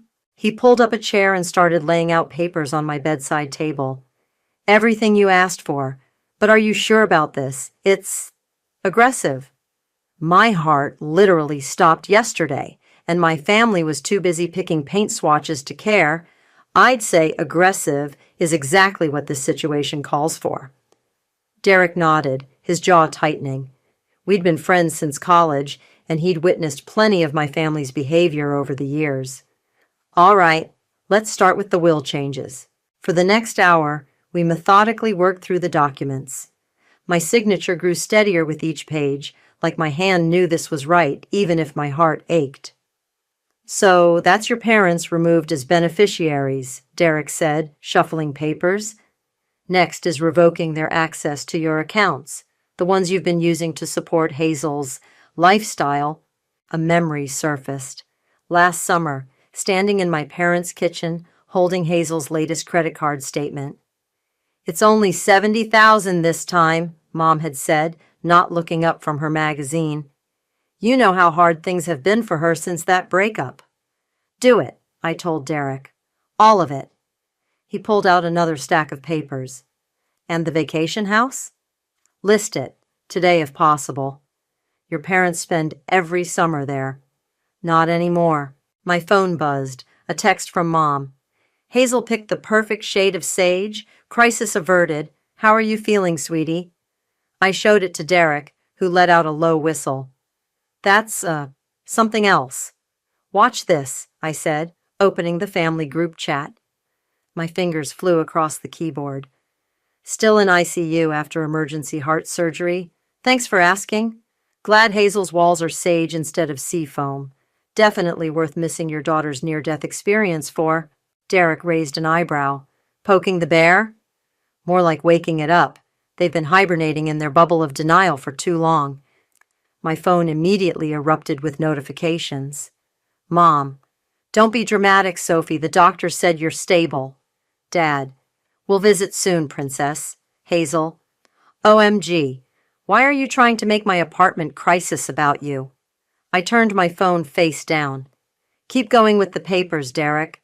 By noon, we drafted everything needed to legally separate my finances from my family's parasitic attachment. Derek was packing up when my friend Camilla burst in, carrying real coffee and looking murderous. "I just saw Hazel's Instagram story," she announced, handing me the coffee. She's doing a full home renovation reveal. Tagged it Keller Blessed Troller New Beginnings, family support. Not a single mention that her sister almost died yesterday. Of course not, I said, taking a sip. That would require acknowledging someone else's existence. I've got the papers ready to file, Derek said, standing, but I'll hold them until tomorrow. Give you time to think it through. I shook my head. File them now. I've had 38 years to think it through. After they left, I scrolled through my phone. Hazel had posted again, a boomerang of her twirling in her newly painted living room. Mom and Dad were in the background, applauding. The caption read, "Sometimes it takes a village. So grateful for parents who drop everything to help in a crisis. Blessed, Ange Paint Day, Chic Family First." My fingers hovered over the comment button. Instead, I opened my email and composed a message to my entire contact list. Dear friends and colleagues, I'm currently in the ICU at Mount Sinai following emergency heart surgery. While I'm stable now, it was a close call. I'm sharing this not for sympathy, but for transparency about why I'll be out of office for a while. I'm also sharing because yesterday I learned something valuable about family. Sometimes the ones who should be there aren't, and sometimes that's the wake-up call you need. Best, Sophia. I hit send, then turned off my phone. Let them deal with the fallout of their choices being made public. I was done covering for them. A nurse came in to check my vitals, glancing at the papers Derek had left behind. Big decisions today? Life-changing ones, I replied. Your heart rate's much stronger, she noted, checking the monitor. I looked out the window at the Manhattan skyline, feeling lighter than I had in years. Yeah, I said. I think it finally remembered how to beat for itself instead of everyone else. She patted my hand and left. In the quiet of my hospital room, I could have sworn I heard the sound of bridges burning, and it sounded like freedom. 3 days after my surgery, my parents finally graced me with their presence. Mom swept in, wearing her signature Hermes scarf, carrying a bouquet that probably cost more than my hospital bill. Dad trailed behind, looking uncomfortable in the sterile environment. "Oh, darling," Mom exclaimed, as if we were meeting for lunch rather than visiting her daughter post-cardiac event. "These fluorescent lights are absolutely brutal on your complexion." "Nearly dying tends to do that," I replied flatly. Dad cleared his throat. "Now, Princess, no need for that tone. We're here now." 3 days later, Mom arranged the flowers, filling the silence with chatter. Hazel wanted to come, but she's still dealing with the contractor. Such a nightmare. They completely botched the crown molding. She's been crying all morning. I pressed the morphine button on my IV, not for pain, but for patience. "Where is Hazel, anyway?" Dad asked, looking around as if she might materialize from behind the curtain. "Probably posting about her crown molding crisis on Instagram," I said. "Did you know her story about paint swatches got more attention than my emergency surgery announcement?" Mom's hands stilled on the flowers. "Sophia, please. You know how sensitive she is. She's been absolutely beside herself about your situation." "My situation," I repeated. "You mean my heart stopping?" A knock at the door saved them from responding. Derek entered, impeccable in his suit, carrying a leather portfolio. My mother's face lit up. She'd always hoped we'd date. "Derek, how lovely to see you. Are you here to check on our girl?" "Actually," he said, walking to my bedside, "I'm here in my professional capacity." He handed me a folder. I opened it slowly, savoring the moment. "Mom, Dad, you remember Derek's my lawyer, right?" The color drained from my mother's face. Dad's forced smile flickered. "These are copies of documents I filed yesterday," I continued, my voice steady. "I've removed you both from my will, revoked your access to all my accounts, and listed the vacation house in Florida for sale." The house?" Dad stammered. "But where will we go in the summer?" "Not my concern." Mom's perfectly manicured hand flew to her throat. "Sophia, you can't be serious. We're family." "Family?" I laughed, and the heart monitor betrayed my spike in anger. Let me tell you about family. Last month, I paid off Hazel's $70,000 credit card debt. The month before that, I covered her rent when she forgot to pay it for 3 months. Last year, I funded her failed jewelry business. Want to know what I got in return? When my heart stopped and I needed you most, you chose paint swatches over your dying daughter. That's not fair, Dad protested weakly. No, what's not fair is that I've spent my entire adult life being your backup plan, your safety net, your human ATM. Well, guess what? The Bank of Sophia is officially closed. Derek handed them each a stack of papers. These detail the changes. I'd suggest reading them carefully. Mom's hands shook as she flipped through the documents. This is ridiculous. You won't go through with this? Family sticks together, Sophia. You know that. I looked her directly in the eyes. If that's true, how come I almost died alone? The silence that followed was deafening. The house is already listed, Derek added quietly. We expect it to sell quickly in this market. Dad sank into a chair, papers crumpling in his grip. Princess, please, let's talk about this rationally. I had plenty of time to think rationally while lying here alone for 3 days, I said. Did you know the nurses took turns sitting with me after surgery because they felt bad that I had no family here?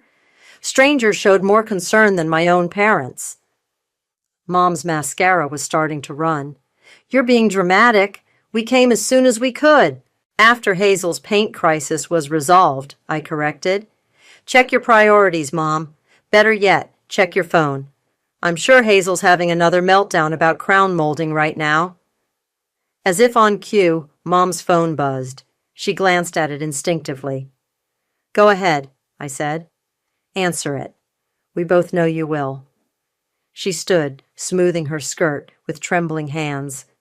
This isn't over, Sophia. You're upset. You're not thinking clearly. We'll discuss this when you're feeling better. Actually, we won't. I pressed the call button. Nurse, I'm ready for my rest now. As security escorted them out, a precaution Derek had arranged, I heard Mom's voice crack. She can't do this. She's our daughter. No, I whispered to the empty room. I'm just the backup daughter you never wanted but always needed, and I quit. The monitor showed my heart rate returning to normal, steady and strong, like it knew this was just the beginning. My phone rang at 3 a.m.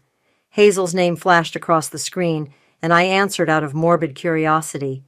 How dare you? Her voice crackled with rage. How dare you do this to Mom and Dad? Good morning to you too, Hazel. How's the crown molding crisis? Don't you dare be sarcastic with me. They're devastated. Mom hasn't stopped crying, and Dad had to take a Xanax. I adjusted my hospital bed to sit up straighter.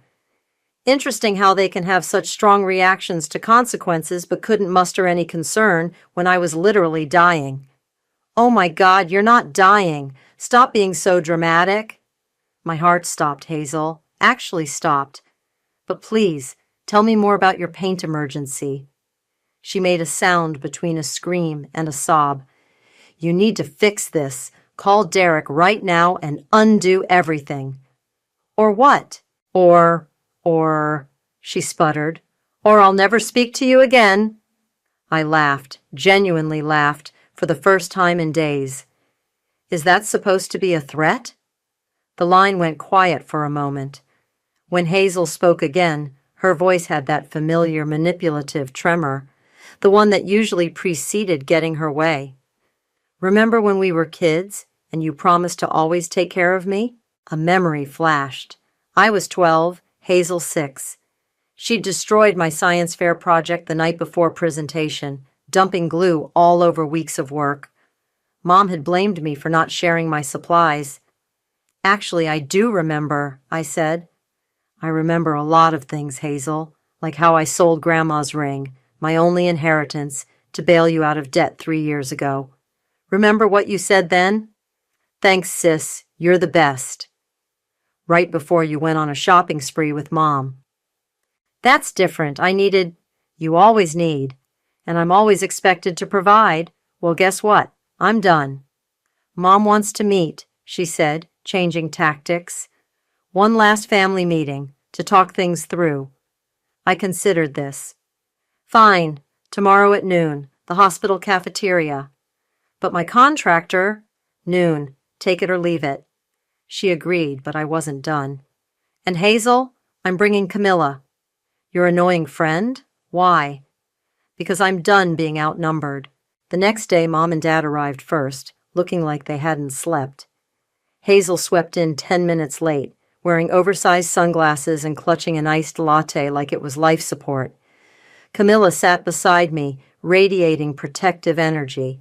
She'd known my family dynamics for years and had always been my voice of reason. Sophia, Mom began, reaching across the table. Let's talk about this rationally. Rational? Camilla interjected. Like ignoring your daughter's emergency surgery? This is a family matter, Hazel snapped. Funny, I said. I was family when you needed your credit cards paid off. Dad raised his hands placatingly. Princess, we understand you're hurt, but this revenge, it's beneath you. Revenge? I leaned forward. This isn't revenge, Dad. This is boundaries. This is me finally saying no. You're being selfish. Hazel slammed her latte down. Do you know what this is doing to me? My anxiety is through the roof. My followers can tell something's wrong. Camilla snorted. Your sister almost died, and you're worried about your Instagram aesthetic? Stay out of this. Hazel whirled on Camilla. This is your fault. You've always tried to turn her against us. No, I cut in. You did that all by yourselves. Mom started crying, her practiced tears right on schedule. We can fix this, sweetie. Just call Derek. Stop. My voice was steel. The house is already in escrow. The accounts are closed. It's done. Hazel stood up so fast her chair toppled backward. You ungrateful bitch. She grabbed her latte and threw it at Camilla, who barely dodged the cup. The cafeteria went silent. Security approached quickly. And that, I said quietly, is exactly why this is happening. As security escorted Hazel out, her screams echoing down the hallway, I turned to my parents. We're done here. Sophia, please, Mom tried one last time. No, I'm going to be discharged tomorrow. When I leave this hospital, I'm leaving this dysfunction behind, too. I stood up, Camilla steady beside me. Oh, and one more thing. I've instructed my lawyer to file a restraining order against Hazel. Consider this her first and last warning. Walking back to my room, Camilla squeezed my hand. You okay? I nodded, feeling lighter than I had in years. You know what's funny? My heart's actually beating better now that I've stopped letting them break it. Behind us, I could hear Hazel's distant screams mixing with Mom's sobs, the sound of consequences finally catching up to them all. The Florida house sold in 3 days, well above asking price. I signed the final papers from my new apartment, where I'd been recovering for the past week. Derek sat across from me, sliding over a cashier's check. $4.2 million, he said. What are you going to do with it? First, I'm hiring an estate sale company to clear it out. Everything goes. Including the piano? My hand stilled over the check. The baby grand piano, my childhood sanctuary. Mom had given it to Hazel on her 16th birthday, despite knowing I was the only one who played. Especially the piano. My phone buzzed. A news alert. Local woman removed from luxury boutique after altercation with staff. The thumbnail showed Hazel being escorted out by security, mascara running down her face. Your sister's making headlines, Derek noted, peering at my screen. She always wanted to be famous. I forwarded the article to Camilla, who replied instantly, Karma's working overtime. The estate sale company arrived the next day. I watched via FaceTime as they cataloged everything, marking prices on pieces of my past. The woman in charge, Marie, held up a familiar jewelry box. What about this? Inside was a space where my grandmother's ring had once lived, before I'd sold it to cover Hazel's gambling debts. Sell it, I said. Everything goes. Sophia, a voice screeched from off camera. Hazel had somehow gotten past security. "You can't sell Mom's anniversary china." Marie turned the camera, showing Hazel trying to grab items off a table. "Should I call the police?" "Immediately." I watched as Hazel was removed again, this time screaming about family heirlooms and betrayal. My phone lit up with texts from Mom.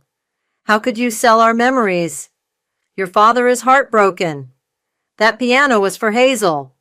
We're still your family." I blocked their numbers. Later that afternoon, Derek called. His voice was tense. "We have a situation.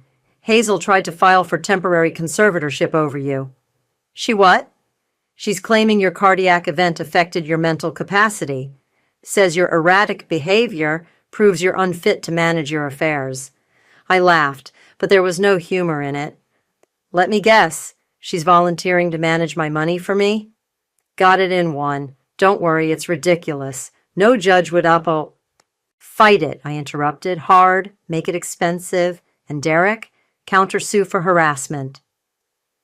The estate sale started on Saturday. I watched the security cameras from my phone as strangers picked through my family's carefully curated image. The piano went first, to a music school. Perfect. My phone pinged with an email from an unfamiliar address. The subject line made my blood run cold. "Your father's medical records." "What is this?" I asked Derek over speakerphone. "Open it." Inside was a single line. "Dad had a heart condition, too. Mom never told you. Guess she loved one daughter enough to warn her." H. I felt my new, stronger heart skip a beat. "Is this true?" "I had it verified," Derek said quietly. "Your father has the same condition, genetic. Hazel's been monitored for it since childhood." The room spun. They'd known. They'd known I could have inherited this, and they never told me. Protected Hazel, but not me. Never me. "Derek!" My voice was steady, despite the trembling in my hands. "Remember when you said the conservatorship claim was ridiculous?" "Yes." "Prove it. Release my medical records to the court. Show them I'm not only competent, I'm thriving post-surgery. Then leak the fact that they knew about this genetic condition and deliberately withheld the information." "That's nuclear, Sophia." "They nearly let me die, Derek. Nuclear feels appropriate." As we hung up, another notification popped up. A certified letter from Hazel's lawyer. I opened the attachment, expecting more threats.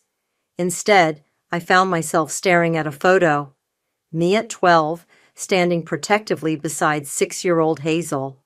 On the back, in my mother's handwriting, "My girls, forever inseparable." Below it, Hazel had written, "Remember who you're supposed to be, my protector, my sister. Don't make me destroy you." I forwarded the threat to Derek, then opened my laptop. It was time to tell my story. All of it. The decades of manipulation, the financial abuse, the medical neglect. No names, just truth. As I typed, I remembered something my grandmother told me before she died. Sometimes the bravest thing you can do is stop protecting people from the consequences of their own actions. My fingers flew across the keyboard, each word a brick in the wall I was building between my past and my future. Let them come. Let them threaten. I wasn't their protector anymore. I was finally my own. My blog post went live at midnight. By 6 a.m., it had over 100,000 shares. "The Silent Sister, a story of family toxicity and survival," read the headline. I hadn't named names, but anyone who knew us would recognize the truth. Camilla called first. "Have you seen Twitter? You're trending." I refreshed my feed. Thousands of comments, most from people sharing similar stories of family dysfunction. The phrase golden child syndrome was everywhere. "Your mother's country club friends are having a field day," Camilla continued. Apparently, she had to leave her tennis match early because everyone was whispering. My phone buzzed. Nicholas, Hazel's on-again, off-again boyfriend. "Your sister's losing it," he said without preamble. "She's been screaming for hours, throwing things. I can't handle this anymore." "Not my problem."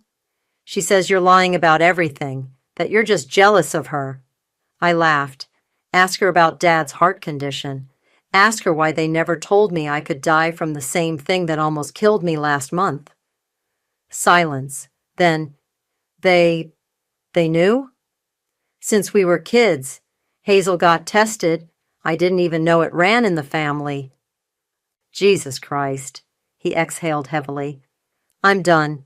Tell Derek I'll testify about her behavior if he needs me to. By noon, the story had made local news. Prominent families' dirty laundry aired, a tale of medical neglect and financial abuse. They didn't use our names, but they didn't need to. Dad's phone call came next. Princess, please, they're asking me to step down from the country club board. Tragic. Almost as tragic as not telling your daughter she had a potentially fatal heart condition. We were trying to protect you from worry. No, you were trying to protect Hazel from responsibility. As usual. Your mother's devastated. Our friends are finally seeing who you really are. Derek called with updates. Hazel's conservatorship attempt was thrown out. The judge actually laughed.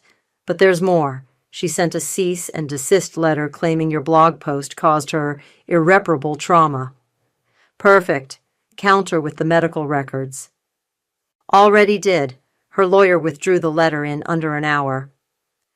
I was reviewing transfer paperwork for my assets when my email pinged. A message from Nicholas. Thought you should see this. She doesn't know I recorded it. The attached video showed Hazel in her apartment, raging at our parents. Fix this! Make her stop! I can't take people looking at me like this. Do something! Mom's voice. Darling, we're trying, but try harder. I'm the one who matters. I'm your real daughter. The video cut off. I forwarded it to Derek with one word. Leverage. My phone lit up with a text from an unknown number, a photo of my grandmother's ring, the one I'd sold to help Hazel. Missing something? The text read. Who is this? I typed back. Someone who bought it from the pawn shop. Want it back? Meet me.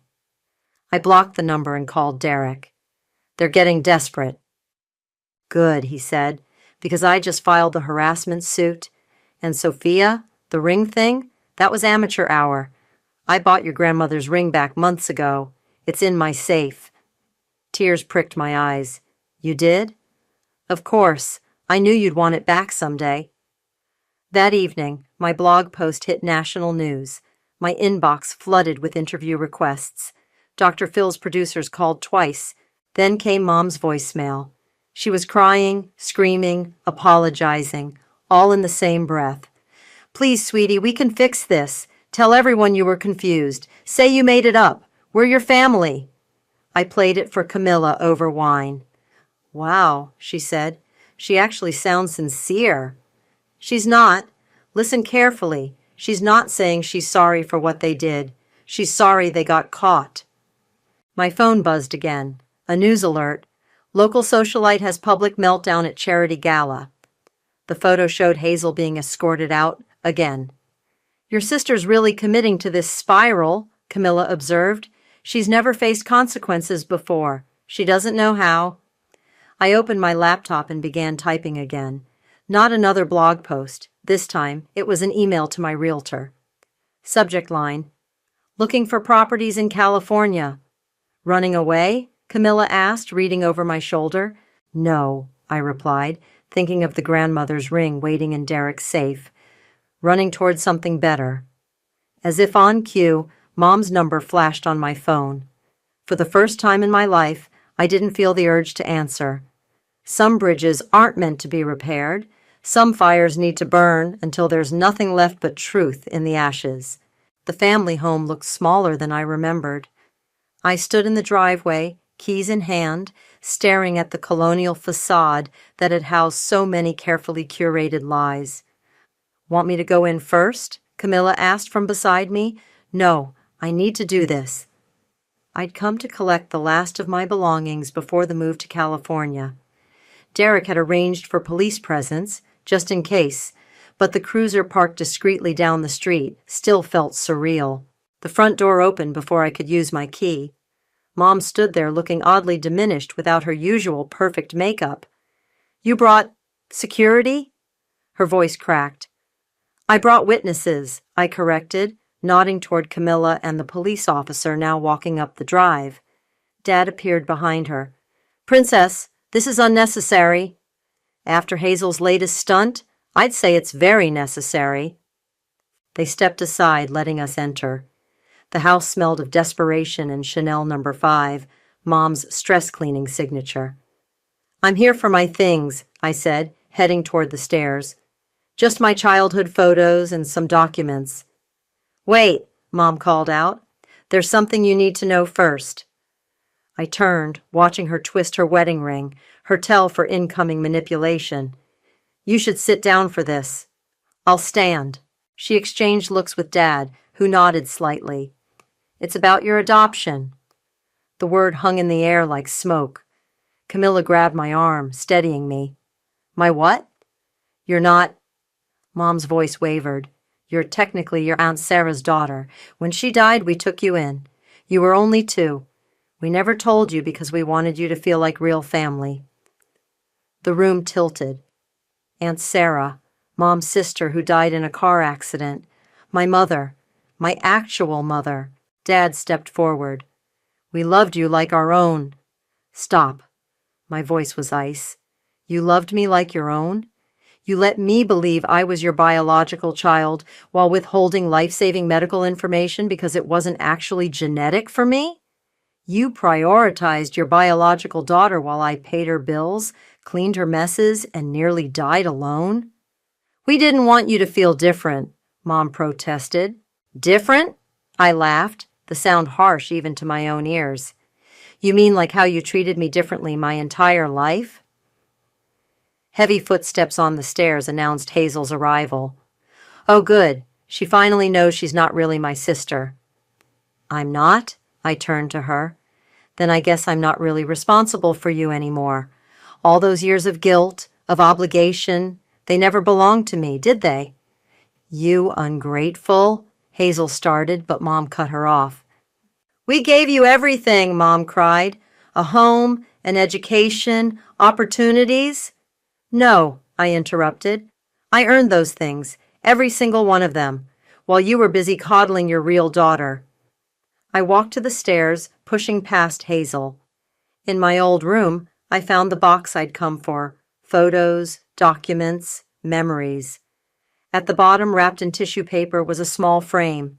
Inside was the last photo taken of Aunt Sarah, my real mother, holding me as a baby. Downstairs, chaos erupted.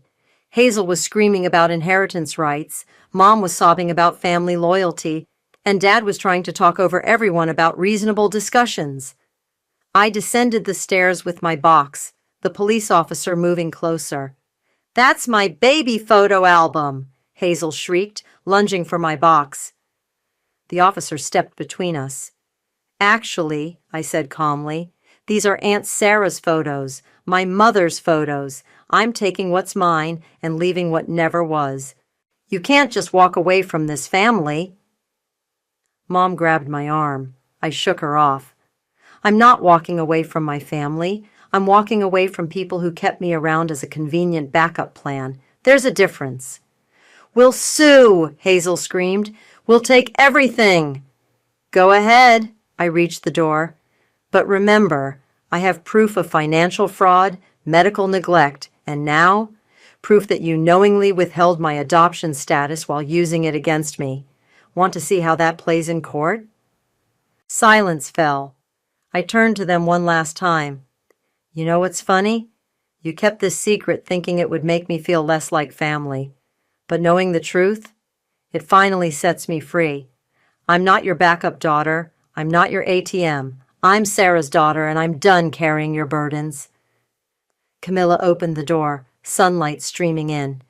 Behind me, I heard Mom collapse into tears, Dad's futile attempts at comfort, Hazel's incoherent rage. But ahead of me, nothing but open road and possibility. Ready? Camilla asked. I clutched my box of real memories, feeling lighter than ever. Ready? We walked out into the sunlight, leaving the shadows of lies behind. In my pocket, my phone buzzed with another lawsuit threat from Hazel's lawyer. Let them come. I had truth on my side now, and truth, I was learning, was the strongest weapon of all.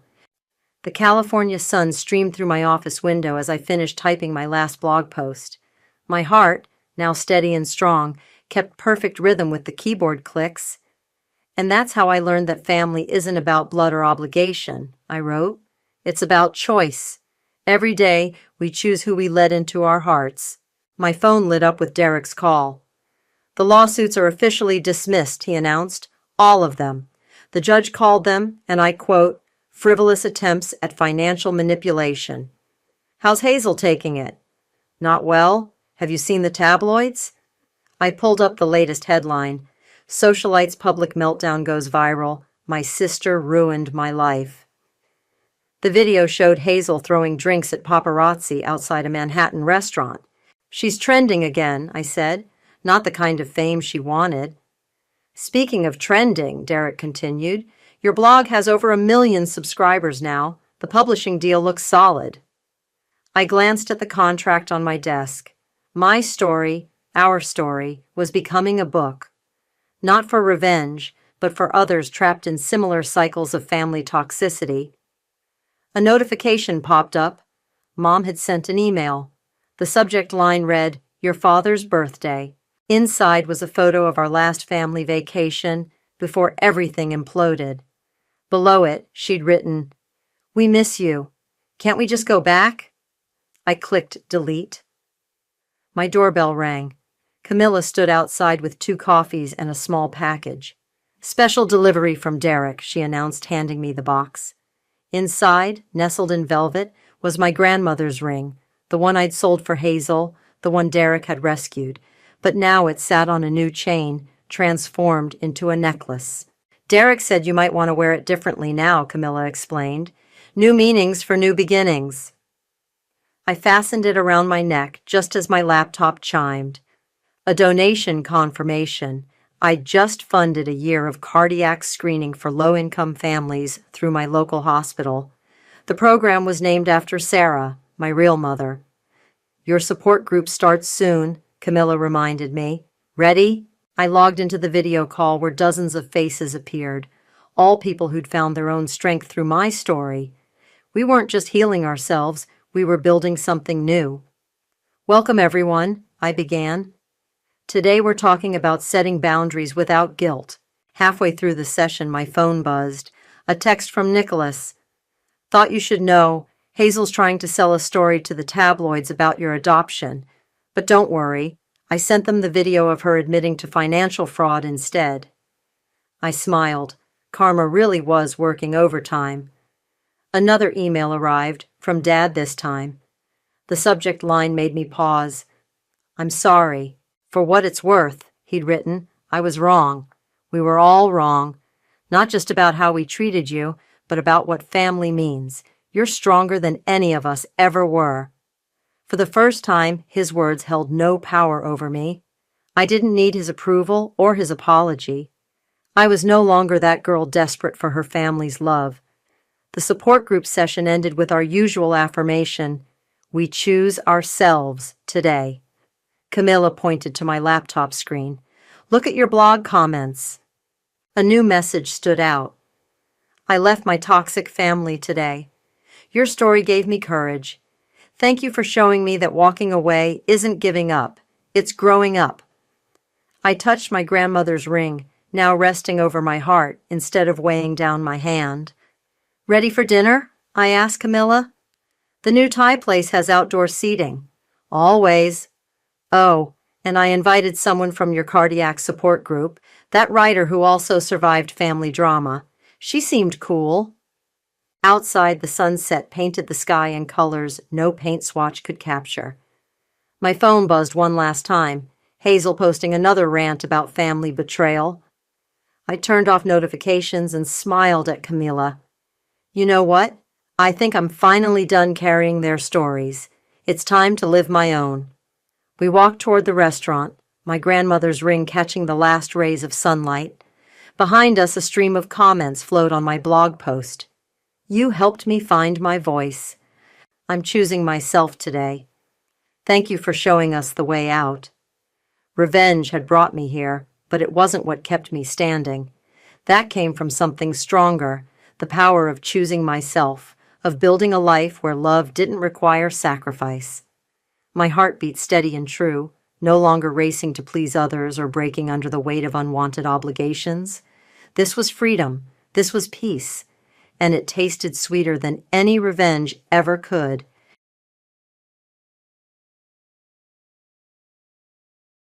Soft music filled the grand ballroom of the Sterling Hotel as a string quartet played Pachelbel's canon.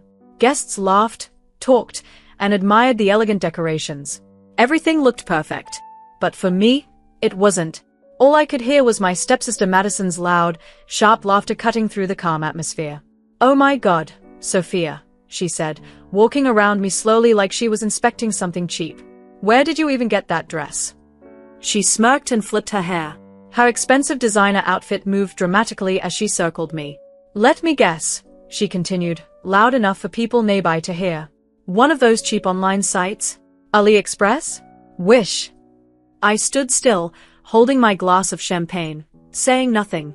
This was their favorite game. Embarrass Sophia. My stepbrother Tyler had already taken out his phone and started recording. He always did. I knew this would end up in their private group chat later, where they would laugh about me again. "Honestly," Madison added, touching the sleeve of my gown without permission, "I have to admit, from far away, this fake designer dress almost looks real." She leaned in closer and smiled in a cruel way. "But up close? It's obvious. The quality is terrible. The stitching looks uneven." Brittany, my other stepsister, added quickly, even though she hadn't even looked properly. "And that color," she continued. "Real designers don't use that shade of blue." I took a slow sip of my drink, letting their words pass over me like they meant nothing. But they did. For 3 years, I had lived like this. 3 years since my mother married their father. 3 years of being told my fashion degree was useless. That my internships were just playing dress up. That my dreams were fake. That my connections in the industry were imaginary. "So," Tyler said, zooming in on my face with his phone, "how much did it cost?" He grinned. $50? 100? "Come on, Sophia," Madison said sweetly. "Tell us how much you spent trying to look like you belong here." "Leave her alone," my mother said from across the room. But she didn't stand up. She never did. She stayed seated, avoiding eye contact. Challenging her new husband's children might cause problems in her marriage, and she had already made her priorities clear. "We're just joking, Patricia," Madison replied politely. Then she turned back to me, her smile turning sharp again. "Besides, someone has to teach Sophia about quality. She's embarrassing herself." Just then, the bride, Madison's college friend, walked over, wearing a stunning designer gown. She looked at me, then at my dress, and gave a small, pitying smile. "Madison's right," she said. "This is a bit sad. I mean, I appreciate that you tried to follow the black tie dress code, but there's a difference between elegant and fake. I've seen this exact dress design before," Brittany added quickly, pulling out her phone. "It's from a famous designer brand." She showed the screen to the others. "The real one costs $8,000, she said. "There's no way she could afford that." They weren't completely wrong. I couldn't afford an $8,000 dress. Not as a recent graduate living on instant noodles and chasing big dreams. But what they didn't know was this. I hadn't bought the dress. I had made it. 6 months of hard work. Long nights during my internship. Carefully sewing every detail by hand. Learning from some of the best designers in the industry. You know what's really sad?" Madison continued, now louder as more people started watching. "She probably spent all her savings on this fake dress, thinking we wouldn't notice. Thinking she could fool us into believing she's someone important," she added coldly. "When really, she's just someone my dad had to take in." "Madison," I said quietly. She raised an eyebrow. "What?" "You might want to stop talking." She laughed. "Why?" "Because I'm telling the truth," she said. "Please. I work at Neiman Marcus. I know fashion. That dress is fake, just like your imaginary job at that design company you keep talking about." Before I could respond, a calm, deep voice spoke from behind her. "I'm glad you like the design," the voice said. "I created it especially for her." Everything went silent. Madison froze. Her champagne glass slipped from her hand and shattered on the marble floor. Slowly, she turned around. Standing there was a tall man in a perfectly tailored tuxedo. His silver hair shined under the lights, and his expression was calm, but confident. It was Alessandro Marchesa himself, the famous designer. Madison's face lost all color. What? She stammered. He stepped forward and stood beside me. The dress, he said smoothly, is my design. He looked directly at Madison. And I couldn't help but overhear your comments. He gave a small, polite smile. However, I must correct you.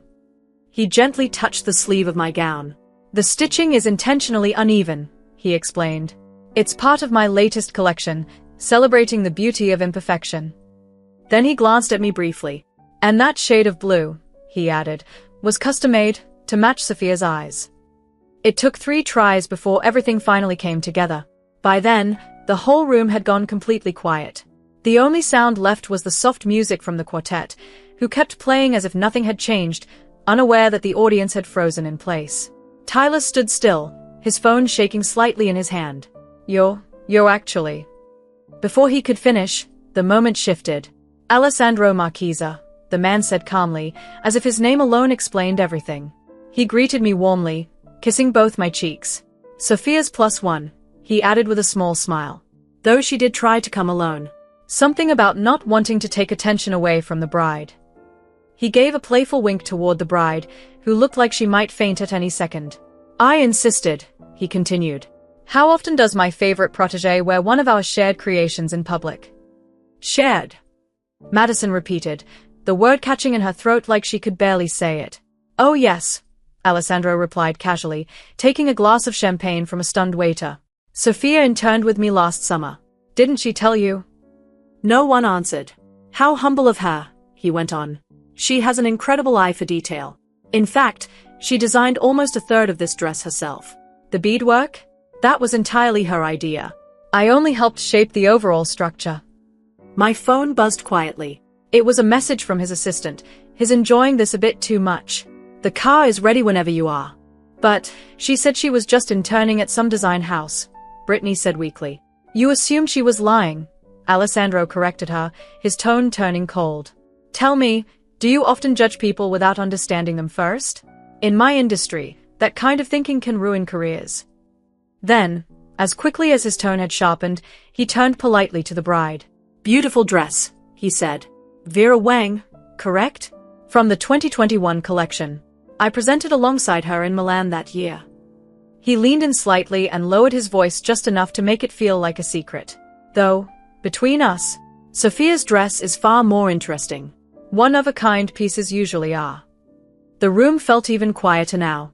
My dear, my mother finally spoke, standing up slowly, her voice barely steady. You never told us you were working with him. Because no one ever asked, I replied softly.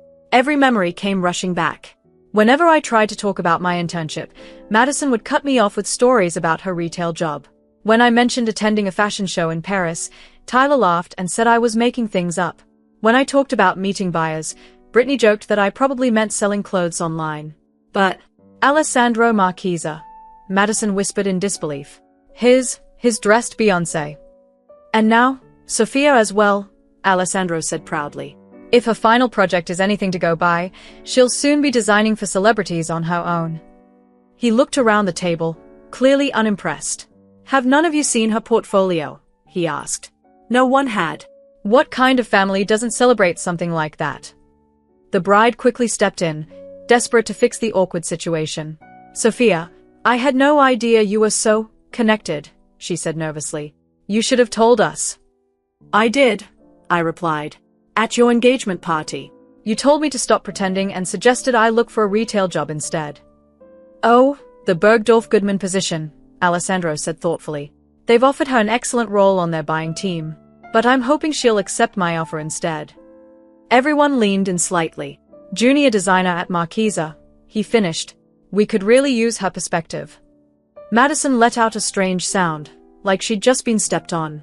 Bergdorf Goodman had been her dream job, the one she'd applied for twice and never gotten. Shall we? Alessandro said, offering me his arm.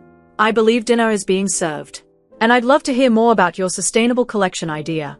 Natural dyes, wasn't it? As we walked toward our table, now suddenly moved to the best spot in the room by a panicking wedding planner, I heard Tyler's voice behind us. Did he just say junior designer at Marquesa? Stop recording. Madison snapped. Delete it. Delete everything. But it was already too late.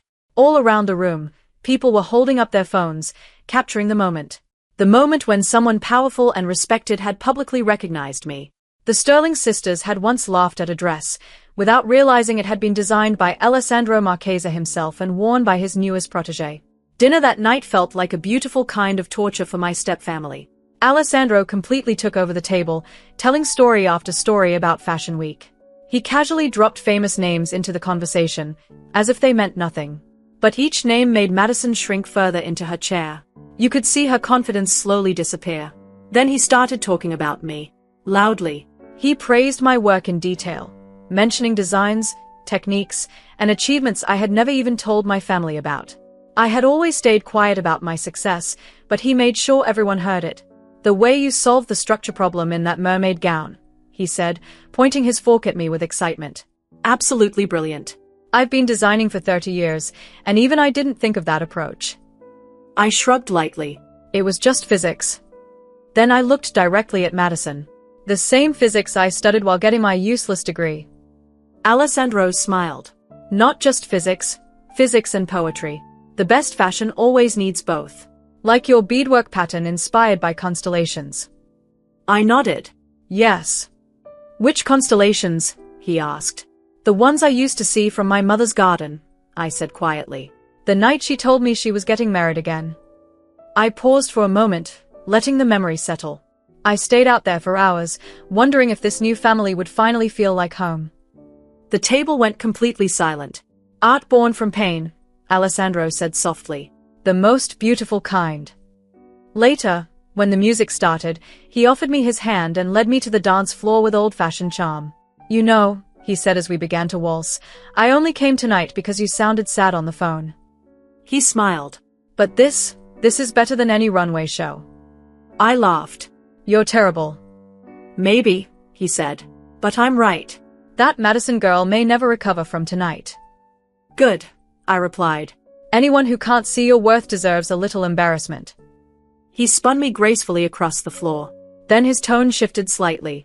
By the way, he said, I wasn't joking about the job offer. When can you start? Monday.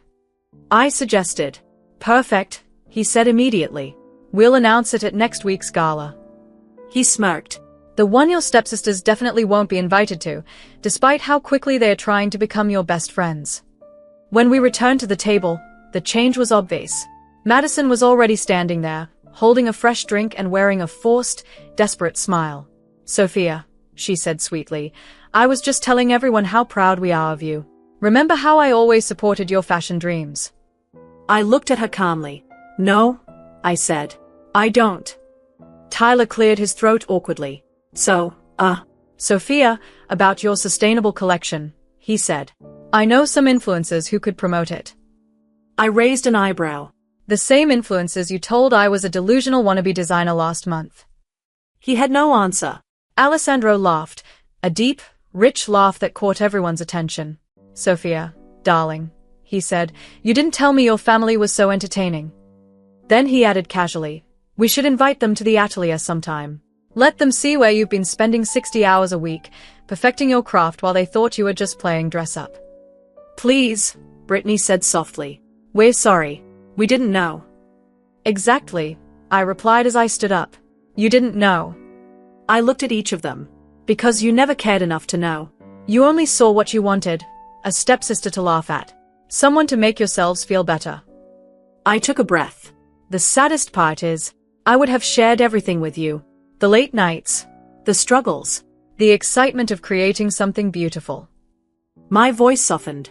But you were too busy laughing at my fake clothes to realize. I was building something real. We left them sitting there, quiet, ashamed, and completely stunned. Outside, as we waited for the car, Alessandro gently patted my hand. I've been in this industry for decades, he said. I've seen cruelty disguised as criticism, jealousy disguised as concern. He looked at me with admiration. But I've never seen anyone handle it with as much grace as you did tonight. I smiled slightly. I had a good teacher, I said. You once told me the best revenge is success, worn well. He chuckled. Did I? How wise of me. Then he added, but tonight proved something else too. What's that? I asked. That real style isn't about labels or price tags, he said. It's about wearing your truth with confidence, even when everyone else insists it must be fake. My phone kept buzzing in my hand. Message after message. Madison begging me to introduce her to Alessandro's team. Tyler asking for Fashion Week tickets. Brittany wondering if I could help her get an interview at a luxury store. I didn't reply. I simply turned off my phone and got into the car. 3 years of mockery couldn't be erased in one night. But at least now, they finally knew the truth. While they had been laughing at my fake designer clothes, I had been learning how to create real ones. And tomorrow, I would begin designing the collection that would show the world exactly who I was. Sophia. The scholarship student. The overlooked stepsister. The girl they underestimated. And the designer they would never ignore again.